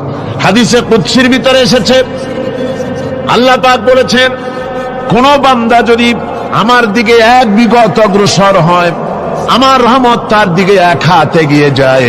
কোন বান্দা যদি আমার দিকে হেঁটে আসে, আমার রহমত তার দিকে দৌড়ে যায়। বান্দা যখন আল্লাহর দরবারে দুহাত উঁচু করে চোখের পানি ফেলে দেয়, মুসলিম শরীফের হাদিসের ভিতরে এসেছে, গভীর রাত্রে, রাতের তৃতীয় অংশে আল্লাহ রাব্বুল আলামিন প্রথম আকাশে আসেন আর ডেকে বলেন, পৃথিবীতে আছো নাকি কেউ গুনাহ করে জীবন বরবাদ করে দিয়েছো, আমার কাছে মাপ চাও। ঋণগ্রস্ত আছো, অসুস্থ আছো, অপমানিত আছো, কে আছো মাজলুম, আমাকে ডাকো, আমার কাছে বলো, আমি ডাকের সাড়া দেব, জীবনের আশা পূরণ করে দেব। ওই সময় যেই সমস্ত লোকেরা কান্দে তাহাজ্জুদের নামাজ পড়ে, আল্লাহ জিজ্ঞেস করেন ফেরেশতারা, অমুক অমুক দেশ অমুক অমুক বান্দারা কান্দে কেন? ফেরেশতারা বলে, রব্বুল আলামিন তুমি তো ভালো করে জানো। আল্লাহ বলেন, জানি, তবুও তোমাদের মুখে শুনতে চাই। তারা বলে, রব্বুল আলামিন তোমার এই বান্দা গুনাহ করেছে, গুনার জন্য মাপ চায়, জাহান্নাম থেকে বাঁচতে চায়। আল্লাহ পাক বলেন, ফেরেশতারা আমার এই বান্দারা আমারে দেখেছে নাকি? বলে দেখে নাই। বলে আমার দোজখ দেখেছে নাকি? বলে না, তাও দেখে নাই। আমার বেহেশত দেখেছে নাকি? বলে না, তাও দেখে নাই। আল্লাহ পাক বলেন, ফেরেশতারা সাক্ষী থাকো, ওরা আমাকে দেখে নাই, আমার বেহেশত দোজখ কিছুই দেখে নাই, শুধুমাত্র আমার নবীর কথা, আমার কোরআনের কথা বিশ্বাস করে আরামের ঘুমকে হারাম করে যেভাবে তারা কাঁদতেছে, সাক্ষী থেকে যাও ফেরেশতারা, আবার রহমতের দরিয়ায় জোশ মেরেছে আমার ওই ক্রন্দনরত বান্দাগুলিকে আমি আল্লাহ মাফ করে দিলাম। সুতরাং মুমিন বান্দা যারা, আল্লাহর মুমিন বান্দা যারা, এই ঈমানের কোয়ালিটি, এটাও হতাশায় নিরাশায় ভেঙে পড়বে না। গুনাহ তো মানুষই করে, গুনাহ হয়ে গেছে, মাপ চাও। তোমার গুনাহ কদ্দুর? তোমার গুনাহ যদি হয় পাহাড় সমান, আল্লাহর রহমত আকাশ সমান। জাহান্নামের কঠিন শাস্তি থেকে বাঁচতে হলে আল্লাহর প্রতি ঈমান আনতে হবে। আর ঈমান আনলে যে কোয়ালিটিগুলি হওয়া উচিত, সেগুলি আমি আপনাদের সামনে আলোচনা করছি। এরপর আরেকটি কোয়ালিটি হবে মুমিনের, তা হলো কঠোর কঠিন বিপদে অবিচল থাকবে, বিপদে ভেঙে পড়বে না। বিপদ আপদ, শত্রুতা, ক্ষয় ক্ষতি যা কিছু হয় সবই আল্লাহর পক্ষ থেকে, এটা মেনে নিতে হবে এবং ধৈর্য ধারণ করতে হবে। বিপদ মুসিবত শুধু উম্মতের জন্য নয়, দুনিয়ার সমস্ত নবীদের বিপদ এসেছে, হয় নাই? নবীদের বিপদ আসে নাই? কোরআনে কারীম থেকে শুনুন, আল্লাহ রাব্বুল আলামিন বলেন, وَكَذَلِكَ جَعَلْنَا لِكُلِّ نَبِيٍّ عَدُوًّا مِنَ الْمُجْرِمِينَ। আল্লাহ পাক বলেন, এমনি করে আমি সকল নবীদের শত্রু বানিয়ে দিয়েছি সব পাপিষ্ঠ আর অপরাধ প্রবণ লোকদেরকে। প্রত্যেক যুগে নবীদের শত্রু ছিল, প্রত্যেক যুগে নবীদের কি ছিল? শত্রু ছিল। সে শত্রু কারা ছিল? আল্লাহ পাক বলছেন, নবীদের শত্রু ছিল পাপিষ্ঠ আর অপরাধ প্রবণ লোক, এরাই ছিল নবীদের দুশমন। রাসূলগণের অবস্থা যদি এই হয়, তাহলে তার উম্মত, ওই দিনের ধারক বাহক যারা, তাদের বুঝি বিপদ আপদ হবে না? নাকি হবে কিনা? তো ইসলামের বিরোধিতা যারা করে, কোরআনের পরিভাষায় বলা হয়েছে ইসলামের দুশমন, নবীদের দুশমন। দুনিয়ার সব পাপিষ্ঠ আর অপরাধ প্রবণ লোকেরাই ইসলামের দুশমন হয়, নবীদের দুশমন হয়। আজও দেখেন, আজও তাকিয়ে দেখেন, ইসলামী আন্দোলনের বিরোধিতা যারা করে তারা পাপিষ্ঠ চরিত্রের কিনা তাকায় দেখেন, খুঁজে দেখেন, সর্বত্র খুঁজে দেখুন, খুঁজে দেখুন। যারা ইসলামী আন্দোলনের বিরোধিতা করে, যারা ইসলামকে মিটিয়ে দেওয়ার চেষ্টা করতেছে, যারা ইসলামকে মৌলবাদ বলে, ইসলামকে সাম্প্রদায়িক বলে, কোরআনে কারীমের কথা কত স্পষ্ট যে নবীদের দুশমন হয়, ইসলামের দুশমন হয় মুজরিম লোকেরা, অপরাধ প্রবণ আর পাপিষ্ঠ লোকেরা। আজও আমরা দেখতে পাই এই শ্রেণীর লোকেরা পাপিষ্ঠ এবং সবচাইতে সমাজের নিকৃষ্ট ধরনের চরিত্রহীন লোক। নামাজ নাই। আপনি খুঁজে দেখেন, ইসলামী আন্দোলনের বিরোধিতা যারা করছে, যারা নেতৃত্ব দিচ্ছে, নামাজ নাই, রোজা নাই, চরিত্র নাই, হজ নাই, যাকাত নাই, মদ, জুয়া, জেনা, ব্যভিচার ইত্যাদিতে লিপ্ত। চেহারা দেখলে ছেলেপেলেরা 2 গ্লাস পানি খায় ভরসটে। কথা ঠিক কিনা কর? এই হলো অবস্থা। মারে কেন? মুমিনদেরকে, পয়গম্বরদেরকে, সাহাবীদেরকে এবং ঈমানদারদেরকে মারে কেন? তার কারণ হচ্ছে আল্লাহ রাব্বুল আলামিন বলেছেন, ওয়া মা নাকামু মিনহুম ইল্লা আন ইউমিনু বিল্লাহিল আজিজিল হামিদ। কাফিররা ঈমানদার লোকদেরকে অন্য কোন অপরাধী নির্যাতন চালায় না, নির্যাতন চালায় শুধু এই কারণে যেহেতু মুমিন লোকেরা পরাক্রমশালী, আল্লাহ রাব্বুল আলামিনের দ্বীনকে কায়েম করতে চায়, তার উপরে ঈমান এনেছে, এই কারণেই তারা মারে। ঠিক কিনা কন? যুগে যুগে নবীদের উপরে, সাহাবীদের উপরে যে অত্যাচার হয়েছে, সেই অত্যাচার এই কারণেই হয়েছে, অন্য কোনো কারণে নয়। এই কঠিন বিপদে অবিচলতা এবং ধৈর্যের দৃষ্টান্ত নবীগণ পেশ করেছেন পৃথিবীর বুকে। আমরা দেখেছি ইব্রাহিম আলাইহিস সালামকে আগুনে ফালানো হয়েছে, আছে না কোরআন শরীফে? আমি কিন্তু গল্প করতেছি না, সব কোরআনের কথা। কিসের কথা? ইব্রাহিম আলাইহিস সালামকে আগুনে ফালানো হচ্ছে। অপরাধ কি? অপরাধ হচ্ছে হযরত ইব্রাহিম আলাইহিস সালাম দাওয়াত দিয়েছেন, লা ইলাহা ইল্লাল্লাহ। জোরে পড়েন, লা ইলাহা ইল্লাল্লাহ, লা ইলাহা লা ইলাহা ইল্লাল্লাহ মুহাম্মাদুর রাসূলুল্লাহ। হযরত ইব্রাহিম আলাইহিস সালাম দ্বীনের দাওয়াত দিয়েছেন, এক আল্লাহর দাওয়াত দিয়েছেন, ঈমানের দাওয়াত দিয়েছেন। আর কোন অপরাধ ছিল না। নমরুদ সহ্য করতে পারলো না।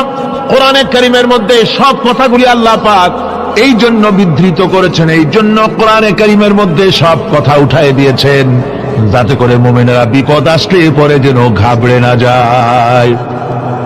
ইব্রাহিম আলাইহিস সালামকে আগুনে ফালানো হচ্ছে। ফেরেশতা বলছে, ইব্রাহিম তোমারে আগুনে ফেলায় দাও, হতেছে আমার কাছে সাহায্য চাও, আমার কাছে ক্ষমতা আছে, আগুনগুলো উঠাই নমরুদের বংশ জ্বালায় দেব। হযরত ইব্রাহিম ফেরেশতার কাছে সাহায্য চাইছিলেন নাকি? তিনি বললেন, ফেরেশতা তোমার কাছে সাহায্য কেন চাইব? আমি তো এমন কোন অন্ধ আল্লাহর ইবাদত করি না যেই অন্ধ স্রষ্টা তার গোলামের দুঃখ দুর্দশা না দেখেন। আমি তোমার কাছে সাহায্য চাইব না। হযরত ইব্রাহিম আলাইহিস সালাম পাশ করলেন। কি বলেন, পাশ করছেন না? ঈমানের পরীক্ষায় পাশ। আগুনের মধ্যে হযরত ইব্রাহিমকে যখন ফেলানো হচ্ছে, রব্বুল আলামিন আগুনের প্রতি নোটিশ করে দিলেন, ইয়া নারু কুনি বারদাও ওয়া সালামান আলা ইব্রাহিম। আগুন আমার ইব্রাহিমের জন্য শান্তিদায়ক, ঠান্ডা হয়ে যা। এখন কি আর আগুনের বাপের ক্ষমতা আছে ইব্রাহিমের পোড়ানো? আর ক্ষমতা নাই। আমার বন্ধুগণ, ইব্রাহিম আগুনের ভিতরে আরামে বসা আছেন, আর ওদিকে নমরুদ বসে বসে দেখতেছে দূর থেকে। ইব্রাহিম তো জ্বলে না, গায়ের মধ্যে আগুন জ্বলে গেল। ডাক দিয়া কয়, আগুন তোর হলো কি? কেন জ্বালাইতে পারিস না আমার দুশমন রে? হলোটা কি তোর? তোর কি জ্বালানো শক্তি বন্ধ হয়ে গেল নাকি? আগুনের ভিতর থেকে জবাব এলো, নমরুদ রে, আমার ভিতরে জ্বালানো শক্তি আছে কি নাই যদি প্রমাণ করতে চাও, টেস্ট করতে চাও, তুই নিজে আয়, তোরে শুদ্ধ তামাম দুনিয়া জ্বালাই দিতে পারি, ইব্রাহিমের এক গাছা পশমও জ্বালাইতে পারি না। তার কারণ হচ্ছে আমি হচ্ছি মাখলুক, আল্লাহ হচ্ছেন খালিক। আল্লাহ আমাকে বলেছেন না জ্বালাতে, তুমি 1000 বার বললেও আমি ইব্রাহিমকে জ্বালাইতে পারবো না। কোরআনে কারিমে ঘটনা বলে মুমিনদেরকে সাহস দেওয়া হচ্ছে, মুমিনেরা দ্বীনের কাজ করতে গিয়ে বিপদ আবাজ আসবে, ঈমানের দাবি হলো বিপদ আসবে, আর বিপদ আসলে ঘাবড়ায় যেও না, মুসিবতে পড়ে চিন্তায় পেরেশানে হয়রান হয়ে যেও না। বিশ্বকবি আল্লামা ইকবাল কি সুন্দর করে বলেছেন, আজ ভি হোক জু ইব্রাহিম কা ইমা पैदा आग कर सकती है एक अंदाज गुलिस्तां पैदा। ইব্রাহিমের ঈমান যদি আজিও কোথাও হয় বিদ্যমান, করতে পারেন অগ্নিকুণ্ডে খুবসুরত এক গুলিস্তান। আজও যদি আগুনের ভিতরে কোন নমরুদ কোন ইব্রাহিমকে যদি ফেলে দেয়, আল্লাহ রাব্বুল আলামিন আজও আগুনকে ফুলের বাগান বানায়া দিবেন। সুবহানাল্লাহ। ভয় পাওয়ার কারণ নাই, চিন্তা করার কোনো কারণ নাই। আমার বন্ধুগণ, হযরতে হুদ আলাইহিস সালামকে যখন সমাজের লোকেরা, রাষ্ট্রের লোকেরা ঘিরে ফেলে দিল। সমাজ শক্তি, রাষ্ট্র শক্তি যখন তাকে ঘিরে ফেলে দিল, ষড়যন্ত্রের পাহাড় তুলে দিল, তারে মেরে ফেলে দিবে। হযরত হুদ দেশ থেকে তার পালায় গেলেন না, ভয় পেলেন না। হযরত হুদ আলাইহিস সালাম বললেন, কোরআনে কারীমে হযরত হুদের কথা কোট করা হলো, ফাকিদুনি জামিআন সুম্মা লা তুনজিরুন। সম্মিলিতভাবে ষড়যন্ত্র করো আমার বিরুদ্ধে, সবাই মিলে ষড়যন্ত্র করো, সুম্মা লা তুনজিরুন, আর আমাকে এতটুকু অবকাশ তোমরা দিও না। ইন্নী তাওয়াক্কালতু আলাল্লাহি রাব্বি ওয়া রাব্বিকুম, আমি ভরসা করেছি সেই আল্লাহর উপরে, যার কুদরতি হাতের ভেতরে, যিনি আমাদের রব তোমাদেরও রব, আর যার কুদরতি হাতের ভিতরে তামাম পৃথিবীর জানগুলি যার হাতে, সে আল্লাহর উপরে ভরসা করেছি। ষড়যন্ত্র যদ্দূর আছে করতে থাকো, আমি ষড়যন্ত্র পরোয়া করি না। সুবহানাল্লাহ বলেন। এটাই হলো মুমিনের কোয়ালিটি। শুধু ঈমান, লা ইলাহা ইল্লাল্লাহু মুহাম্মাদুর রাসূলুল্লাহ, গরুর গোশত খাই, আর রবিউল মাস আসতে পরে ইয়া নবী সালাম আলাইকা, ইয়া রাসূল সালাম আলাইকা, তারপরে গরম গরম জিলাপি আর রসগোল্লা খাইলাম খুব বেশি করিয়া, এর নাম মুমিন নয়। মুমিন হচ্ছে তার চলায় ফেরায়, ওঠায় বসায় সাহসিকতার এক আন্দাজ তৈরি হবে সে। আমার ভাইয়েরা, বিপদে অবিচলতা আমাদেরকে পয়গম্বরেরা শিক্ষা দান করেছেন। আমরা দেখতে পেয়েছি বিশ্বনবী জনাবে মুহাম্মদুর রাসূলুল্লাহ সাল্লাল্লাহু আলাইহি ওয়াসাল্লাম হিজরতের রাত, কাফেররা চতুর্দিকে দাঁড়ানো, হযরত জিবরাইল এসে বলেন, ইয়া রাসূলুল্লাহ, হে কাফেররা চতুর্দিকে ঘিরে দাঁড়িয়েছে, গভীর রাত, এখন হাতে তাদের তরবারি, সকাল হলে পরেই তারা আপনাকে মেরে ফেলে দিবে, তাড়াতাড়ি ওঠেন, মদিনার দিকে চলে যান। আল্লাহ নবী ঘুমের থেকে জেগে হযরত আলীকে ডেকে বলেন, আলী, আল্লাহ অর্ডার করেছেন আমি মদিনায় চললাম, আমার বিছানার পরে আমার চাদর গায়ে দিয়ে শুয়ে থাকো। হযরত আলী বলেন, আল্লাহর হাবিব, আপনার চাদর গায়ে দিয়ে ঘুমিয়ে থাকবো, সকালবেলায় কাফির বেঈমানেরা আপনার বিছানার পরে আপনার চাদর গায়ে দেওয়া অবস্থায় আমি আলীকে তারা মুহাম্মদ মনে করবে, আর আমি আলীকে নবী মনে করে তারা তাদের তরবারি দিয়া কেটে কেটে টুকরা টুকরা করে আমারে বিদায় করে দেবে দুনিয়া থেকে। এতটুকুনো পরোয়া করি না, বরং আমার দিলের মধ্যে এটাই তৃপ্তি থাকবে যে আমি আলীর জীবনের বিনিময় আল্লাহর হাবিব দুনিয়ায় বেঁচে আছেন। নবীজি ঘরের থেকে বেরোলেন, চতুর্দিকে কাফেররা দাঁড়ানো। আল্লাহ নবী হাতে এক মুষ্টি বালু হাতে নিয়ে শাহ হাতের বজু পরে 3 বার দম করে বালুগুলো ছেড়ে দিলেন। বালিগুলি ঘরের চতুর্দিকে কাফেরদের চোখে চলে গেল। পরবর্তী সময় রব্বুল আলামিন ডেকে বলেন, নবীরে, বালি যখন নিক্ষেপ আপনি করেছিলেন, ধুলাগুলি আপনি তো শুধু নিক্ষেপ করেছিলেন, কিন্তু চতুর্দিকে কাফেরদের চোখে গেল কেমনে? একদিকে মেরেছিলেন, সেই দিকেই তো যাওয়ার কথা ছিল, চতুর্দিকের কাফেরের চোখে চোখে সেগুলো পৌঁছে গেল কেমনে?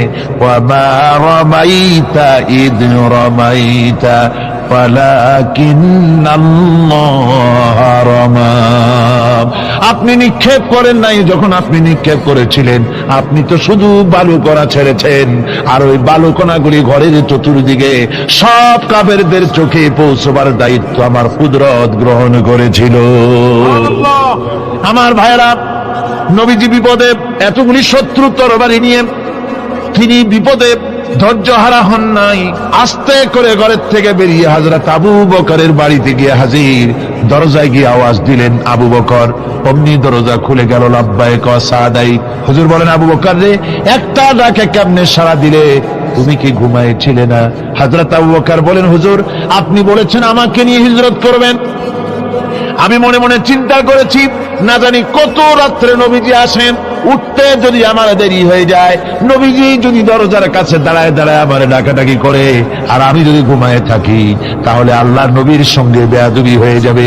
এই মনে করে বিছানায় না ঘুমাইয়া আপনার গলার আওয়াজ শোনার জন্য এই দরজার সঙ্গে পিঠ লাগাইয়া লাগাইয়া দাঁড়াইয়া ঘুমাচ্ছিলাম। আল্লাহ নবী হযরত আবু বকরকে সঙ্গে করে নিয়ে চললেন মদিনার দিকে। উল্টা পথে রওনা করলেন। বারবার কাবা শরীফের দিকে তাকাতে লাগলেন।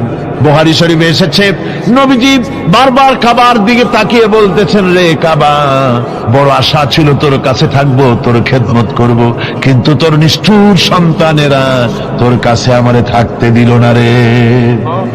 আল্লাহ নবী মিসফালা দিয়ে জাবালে কেদোয়ার উপর দিয়ে চলে গেলেন জাবালে সুরে।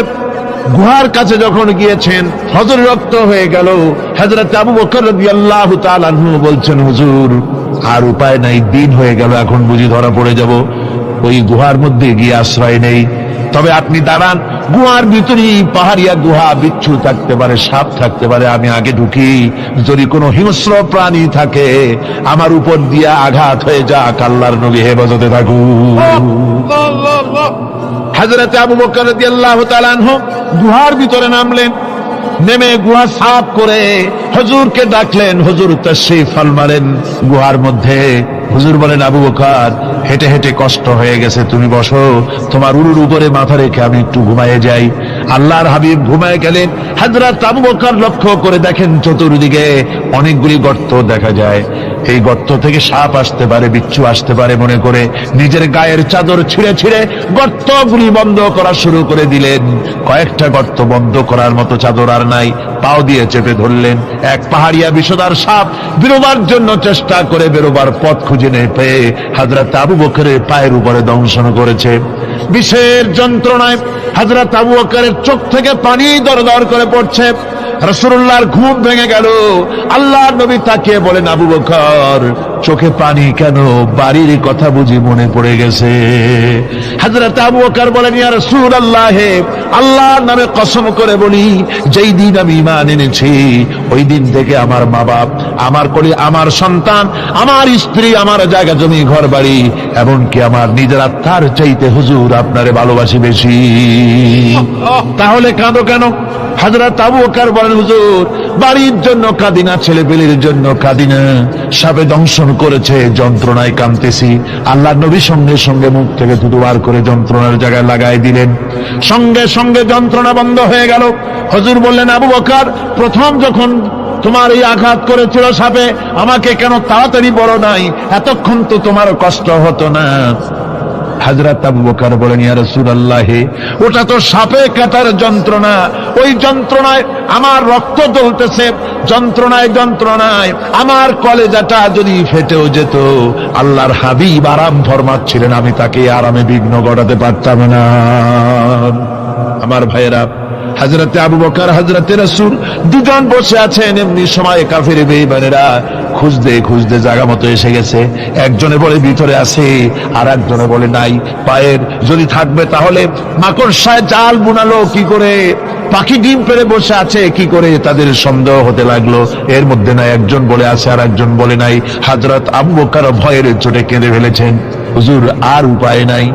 এই যে অবস্থা, এই অবস্থার ভিতরে, এই অবস্থার ভেতরেও আল্লাহ নবী এতটুকু ঘাবড়ে যান নাই।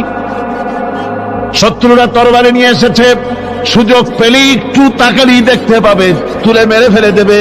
আল্লাহর হাবিব মোটেই ধৈর্য হারালেন না, এতটুকুন হতাশ হলেন না। আল্লাহ পাকের হাবিব তার সাথীকে কি বললেন? তখন কোরআনে কারীম সূরা তাওবার মধ্যে আল্লাহ তা উদ্ধৃত করেছেন মুমিনদের জন্য, ইযহুমা ফিল গার ইয ইয়াকুলু লিসাহিবিহি লা তাহজান ইন্নাল্লাহা মা'ানা। ও আমার সাথী, ও বন্ধু, ভয় করো না, চিন্তা করো না, আমরা মাইনরিটি নই, আমরাই মেজরিটি। তার কারণ আল্লাহ আমাদের সাথে আছেন। সুবহানাল্লাহ বিহামদিহি, আল্লাহ আমাদের সাথে আছে। আর বন্ধুগণ, কোরআনে কারীমে রব্বুল আলামিন বলেন, فأنزل الله سكينته عليه وأيده بجنود لم تروها। আল্লাহ পাক তার মনের মধ্যে গভীর প্রশান্তি এবং স্বস্তি দান করলেন, আর এমন সৈন্য দিয়ে সাহায্য করলেন যে সৈন্যদেরকে তোমরা দেখতে পাও না। এভাবে করে রব্বুল আলামিন মুমিনদের বিপদে আপদে মুসিবতে সব সময় আল্লাহ পাক মুসলমানদেরকে সাহায্য করেছেন। জোরে বলেন সুবহানাল্লাহ। মুমিনদের সাহায্যকারী আল্লাহ। তাই ইসলামী আন্দোলনের সাথে যারা আছে, যারা কর্মী, যারা নেতা, যারা মুমিন, যারা ঈমানদার, মেঘের মতো প্রচন্ড কালো মেঘ হয়ে চতুর্দিক থেকে অন্ধকারের মতো সে এসেছে বিপদ। কোন বিপদ না, আল্লাহ পাক সাহায্যকারী। কে সাহায্যকারী? জোরে বলেন সাহায্যকারী কে? আল্লাহ সুবহানাহু ওয়া তাআলা, তিনি সাহায্যকারী, ভয় নাই। আল্লাহ পাকের উপর ঈমান আনলে পরে কলিজার ভিতরে দুর্জয় সাহসের সৃষ্টি হয়ে যায়, কোনো ভয় অন্তঃকরণে তার থাকে না। আল্লাহ পাক সাহায্য করেন। আর আল্লাহর উপরে ঈমান আনলে পরে রব্বুল আলামিন বলেছেন, ইয়া আইয়ুহাল্লাযীনা আমানু হাল আদুল্লুকুম আলা তিজারাতিন তুনজিকুম মিন আযাবিন আলীম। এমন একটা ব্যবসার কথা কি বলবো না, যে ব্যবসায় তোমাদেরকে জাহান্নামের আযাব থেকে বাঁচিয়ে দেবে। তার প্রথম কাজই হলো আল্লাহর প্রতি ঈমান আনা। ঈমান আনলে পরে এই সমস্ত গুণ তৈরি হয়ে যায়। আর ঈমানে সবচাইতে উপকৃত হয় সমাজের লোকেরা, রাষ্ট্রের লোকেরা, পরিবারের লোকেরা, দেশের মানুষ উপকৃত হয় মুমিনদের দিয়ে ঈমানের কারণে। তার কারণ হলো একজন মুমিন, একজন ব্যক্তি যখন ঈমানদার হয়, মুমিন হয়ে যায়, আল্লাহর প্রতি যখন প্রগাঢ় বিশ্বাস তার এসে যায়, তখন সেই ব্যক্তি নৈতিকতার মান তার বেড়ে যায়। জোরে বলেন সুবহানাল্লাহ। নৈতিক চরিত্রের উপরে সে প্রতিষ্ঠিত হয়, সে মিথ্যা বলতে সাহস পায় না।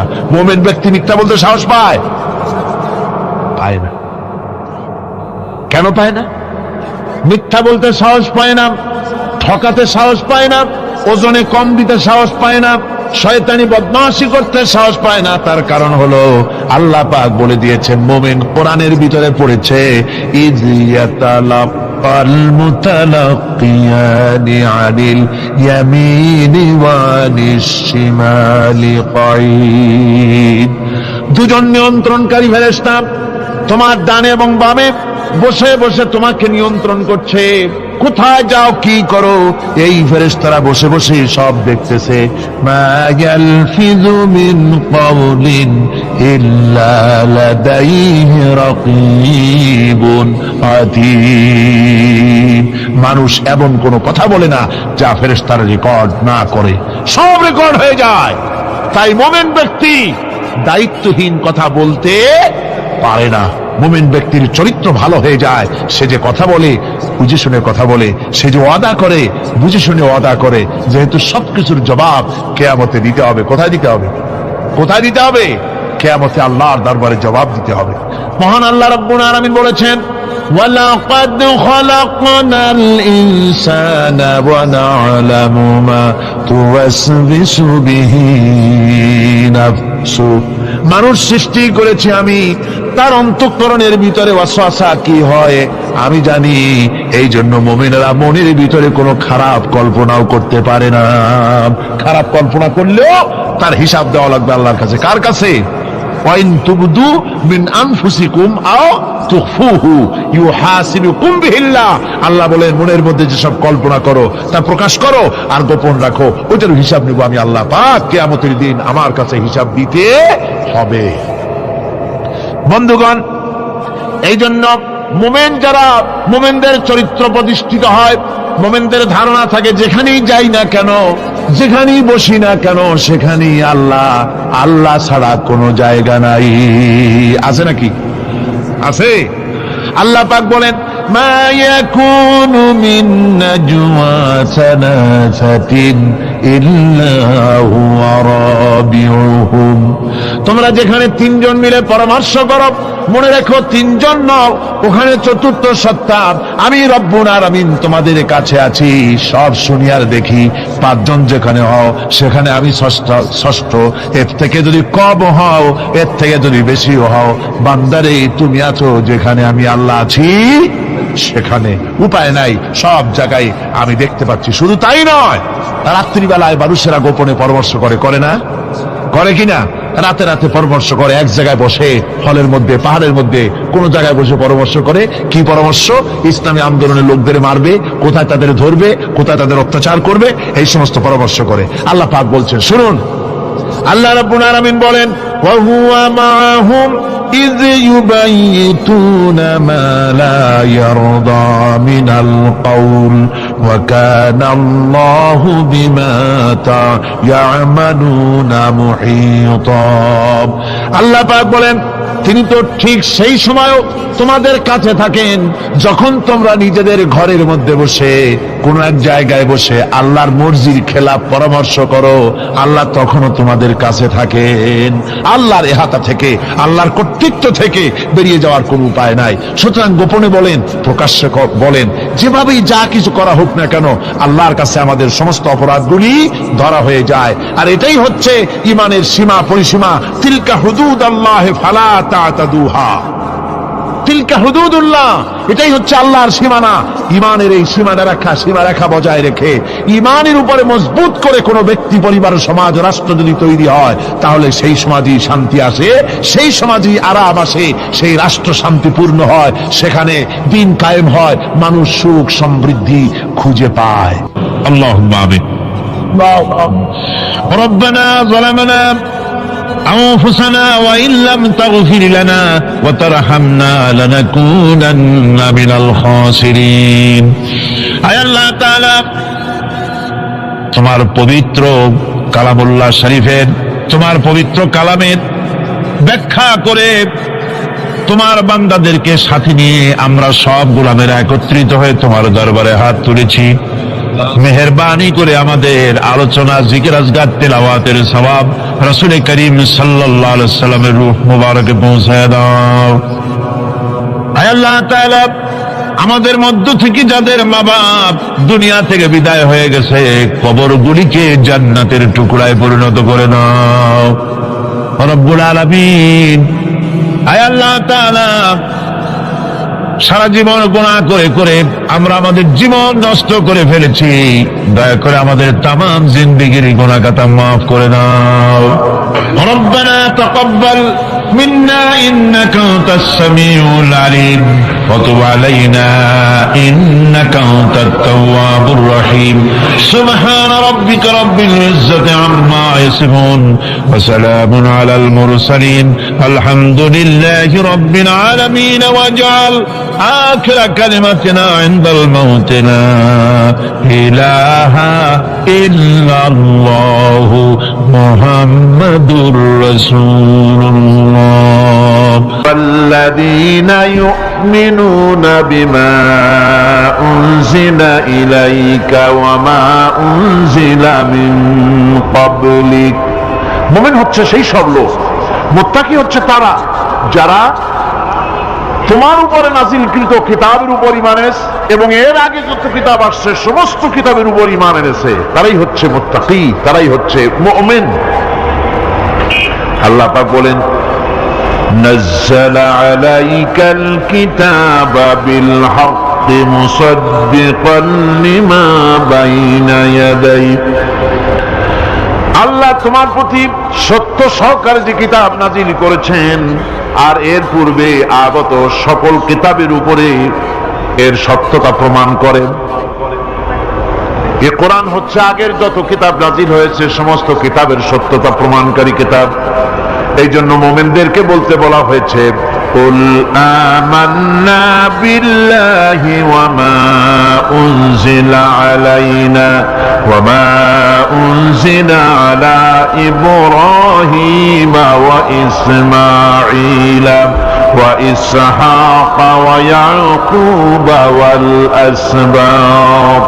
বলো, আমরা ঈমান এনেছি আল্লাহর প্রতি, আমাদের প্রতি অবতীর্ণ কিতাবের প্রতি, আর ইব্রাহিম, ইসমাইল, ইসহাক, ইয়াকুব এবং তার আওলাদদের প্রতি যে কিতাব অবতীর্ণ হয়েছে সমস্ত কিতাবের উপর আমরা ঈমান এনেছি।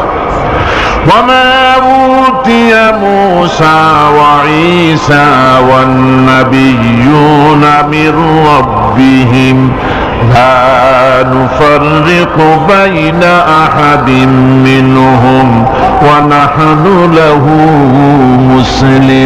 مسلمون। আর মুসা, ঈসা, অন্যান্য নবীদের উপরে যত কিতাব অবতীর্ণ হয়েছে সমস্ত কিতাবের উপরে আমরা ঈমান আনতেছি, আর আমরা হচ্ছি আল্লাহ পাকের আজ্ঞাবহ, আমরা হচ্ছি আল্লাহ পাকের বান্দার মধ্যে আমরা শামিল। আল্লাহ পাক বলছেন, এই পৃথিবীতে আমি যত নবী পাঠাইছি সমস্ত নবীদের সাথে তিনটা জিনিস দিয়েছি। কয়টা জিনিস? তিনটি জিনিস দিয়েছি সমস্ত নবীদের।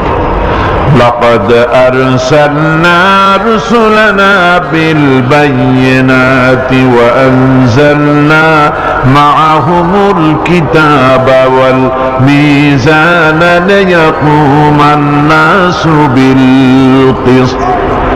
নিঃসন্দেহে আমি নবীদেরকে স্পষ্ট নিদর্শনাদি সহ এই পৃথিবীতে পাঠিয়েছি এবং সেই সঙ্গে তাদেরকে কিতাব দিয়েছি আর তাদেরকে মিজান দান করেছি, বায়িনাত দান করেছি। তিনটা জিনিস দিয়েছি, এক দিলাম বায়িনাত, আর এক দিলাম কিতাব, আর এক দিলাম মিজান। কয়টা হলো? তিনটা। বায়িনাত কি? বায়িনাত হলো, বায়িনাত বলা হয় এমন জিনিসগুলি কি যা একজন নবীর আচার আচরণ দেখে বুঝতে পারা যায় নিঃসন্দেহে ইনি আল্লাহর নবী। সুবহানাল্লাহ। এটাই হচ্ছে বায়িনাত। তার চরিত্র, তার আচার আচরণ, এগুলি প্রমাণ করে তিনি নবী। আমার বন্ধুগণ, হযরতে খাদিজা রাদিয়াল্লাহু তাআলা আনহা যখন ইসলামের দাওয়াত পেয়েছিলেন, আল্লাহর নবীর পক্ষ থেকে যখন দাওয়াত পেলেন, নবুয়তের তাওহীদের যখন দাওয়াত পেয়েছিলেন, একজন স্ত্রী হিসেবে তার স্বামীর প্রতি এত শ্রদ্ধা, স্বামীর প্রতি এত ভক্তি শ্রদ্ধা, অনাবিল ভক্তি শ্রদ্ধা, যার কারণে হযরতে খাদিজা একটা মুহূর্তের জন্য, এক সেকেন্ডের জন্য দেরি করেন নাই, কোনো প্রশ্ন তোলেন নাই যে আপনি নবী হইলেন কেমনে, অথবা আপনার মধ্যে তো এই জিনিস দেখছি, আপনি নবী হইলেন কেমনে, এমন কোন কথা বলেন নাই। যখনই নবুয়তের তাওহীদের দাওয়াত পেলেন, মা খাদিজাতুল কুবরা সঙ্গে সঙ্গে তিনি পড়ে নিলেন, লা ইলাহা ইল্লাল্লাহু মুহাম্মাদুর রাসূলুল্লাহ। নবী করিম সাল্লাল্লাহু আলাইহি ওয়াসাল্লাম বলেছেন, আকাশের নিচে জমিনের উপরে খাদিজার মতো উত্তম মহিলা পৃথিবীতে আর নাই। কি সম্মান আল্লাহ পাক তাকে দিয়েছেন! আল্লাহ পাক নিজে হযরতে খাদিজাকে সালাম জানিয়েছে। সুবহানাল্লাহ বলবেন। হেরা পাহাড়ে হযরতে জিবরাইল আলাইহিস সালাম নবীজির সঙ্গে কথা বলছেন, ওহী নিয়ে এসেছেন। কিছুক্ষণ পরে হযরতে জিবরাইল বলেন, ইয়া রাসূলুল্লাহ, আমি দেখতে পাচ্ছি খাদিজা আপনার জন্য খানা নিয়ে আসতেছেন। খাদিজা যখন আপনার কাছে পৌঁছে যাবে, আপনি খাদিজাকে বলবেন, আল্লাহ রাব্বুল আলামিন আজ আমি আসার সময় আমার মাধ্যমে খাদিজাকে সালাম জানিয়েছেন। হযরতে খাদিজা যখন নবীজির কাছে পৌঁছে গেছেন, আল্লাহর নবী বলেন, খাদিজা, তোমার জন্য আজকে একটি সুসংবাদ আছে। তিনি বললেন, আমার জন্য কি খবর, কি সুসংবাদ? হযরতে রাসূল বলছেন, খাদিজা শোনো, এইমাত্র জিবরাইল আমার কাছে চলে গেলেন, আর জিবরাইল বলে গেলেন, আল্লাহ রাব্বুল আলামিন তোমাকে সালাম জানিয়েছেন। হযরত খাদিজা ডুকরে কেঁদে উঠলেন। তিনি বললেন, ইয়া রাসূলুল্লাহ, আমার মানব জন্ম সার্থক হয়ে গেছে, আল্লাহ আমারে সালাম জানাইছেন, এর চাইতে সৌভাগ্য আমার জীবনে আর কিছুই নাই। তবে নবীজি, আল্লাহর সালামের জবাব কেমনে দিতে হয় আমি জানি না, আপনি দয়া করে আমার পক্ষ থেকে আল্লাহর সালাম যেমনে দিলে আল্লাহ খুশি হয় তেমনি আপনি দিয়া দিবেন। কি মহব্বত স্বামী আর স্ত্রীর ভিতরে ছিল! হযরতে খাদিজা হযরতে রাসূল করিম সাল্লাল্লাহু আলাইহি ওয়াসাল্লাম, নবী করিম সাল্লাল্লাহু আলাইহি ওয়াসাল্লামের ঘরে হযরত খাদিজা যতদিন ছিলেন আরেকটি বিবাহ তিনি করেন নাই। হযরত আয়েশা বলছেন, নবীজি আমার কাছে ঘুমানো ছিলেন, গভীর রাত্রে আমার ঘুম ভেঙে গেল। আমি চিন্তা করলাম নবীজি কোথায় গেলেন, মনে করলাম অন্য কোন স্ত্রীর ঘরে গেছে নাকি। আমি খুঁজতে লাগলাম, কোন ঘরে পাওয়া গেল না। খুঁজতে খুঁজতে অবশেষে আমি নবীজিকে পেলাম রিয়াদুল জান্নাতের ভেতরে, মসজিদে নববীর জান্নাতের টুকরার ভেতরে বসে নবীজি মুনাজাত করতেছেন। আমিও পিছনে আল্লাহর দরবারে হাত তুললাম। নবীজি বলতেছিলেন, রব্বুল আলামিন কঠিন ওই হাসরের ময়দানে মা তার সন্তান ভুলে যাবে, তার সন্তান ভুলে যাবে, স্বামী তার স্ত্রীকে হারায় ফেলবে, স্ত্রী তার স্বামীকে চিনবে না। ওই কঠিন হাসরের ময়দানে তাআলা আমি যেন আমার খাদিজারে হারাইয়া না যাই। মোনাজাত শেষ হওয়ার পর হযরত আয়েশা বলেন, ইয়া রাসূলুল্লাহ, খাদিজা এই বুড়ির কথা এখনো কেন আপনার মনে পড়ে? খাদিজার পরে কুমারী মেয়েও তো আপনি বিয়ে করেছেন, খাদিজার কেন বুড়ির কথা বলতে পারেন না? নবীজি বলেন, আয়েশা রে, খাদিজার সম্পর্কে এরকম কথা আর তুমি বলবে না। তোমরা জানো না, তোমরা সবাই আমার সুদিনের স্ত্রী, আর খাদিজা আমার এমন সময়ের স্ত্রী যখন এই মক্কা নগরীতে মুহাম্মদ সাল্লাল্লাহু আলাইহি ওয়াসাল্লামের পাও রাখার জায়গা ছিল না। হযরত আয়েশা বললেন, ইয়া রাসূলুল্লাহ, আমি ক্ষমা চাই, আমাকে মাফ করে দিন, আমি খাদিজার সম্পর্কে এমন কথা আর উচ্চারণ করব না, তবে খাদিজার সম্পর্কে আমার কিছু কথা শোনান। হযরত নবীজি বলেন, আয়েশা রে, শোনো, আমার সঙ্গে বিবাহের পর খাদিজার ধন সম্পত্তি যা ছিল আল্লাহর রাস্তায় সব উজাড় করে দিয়েছে।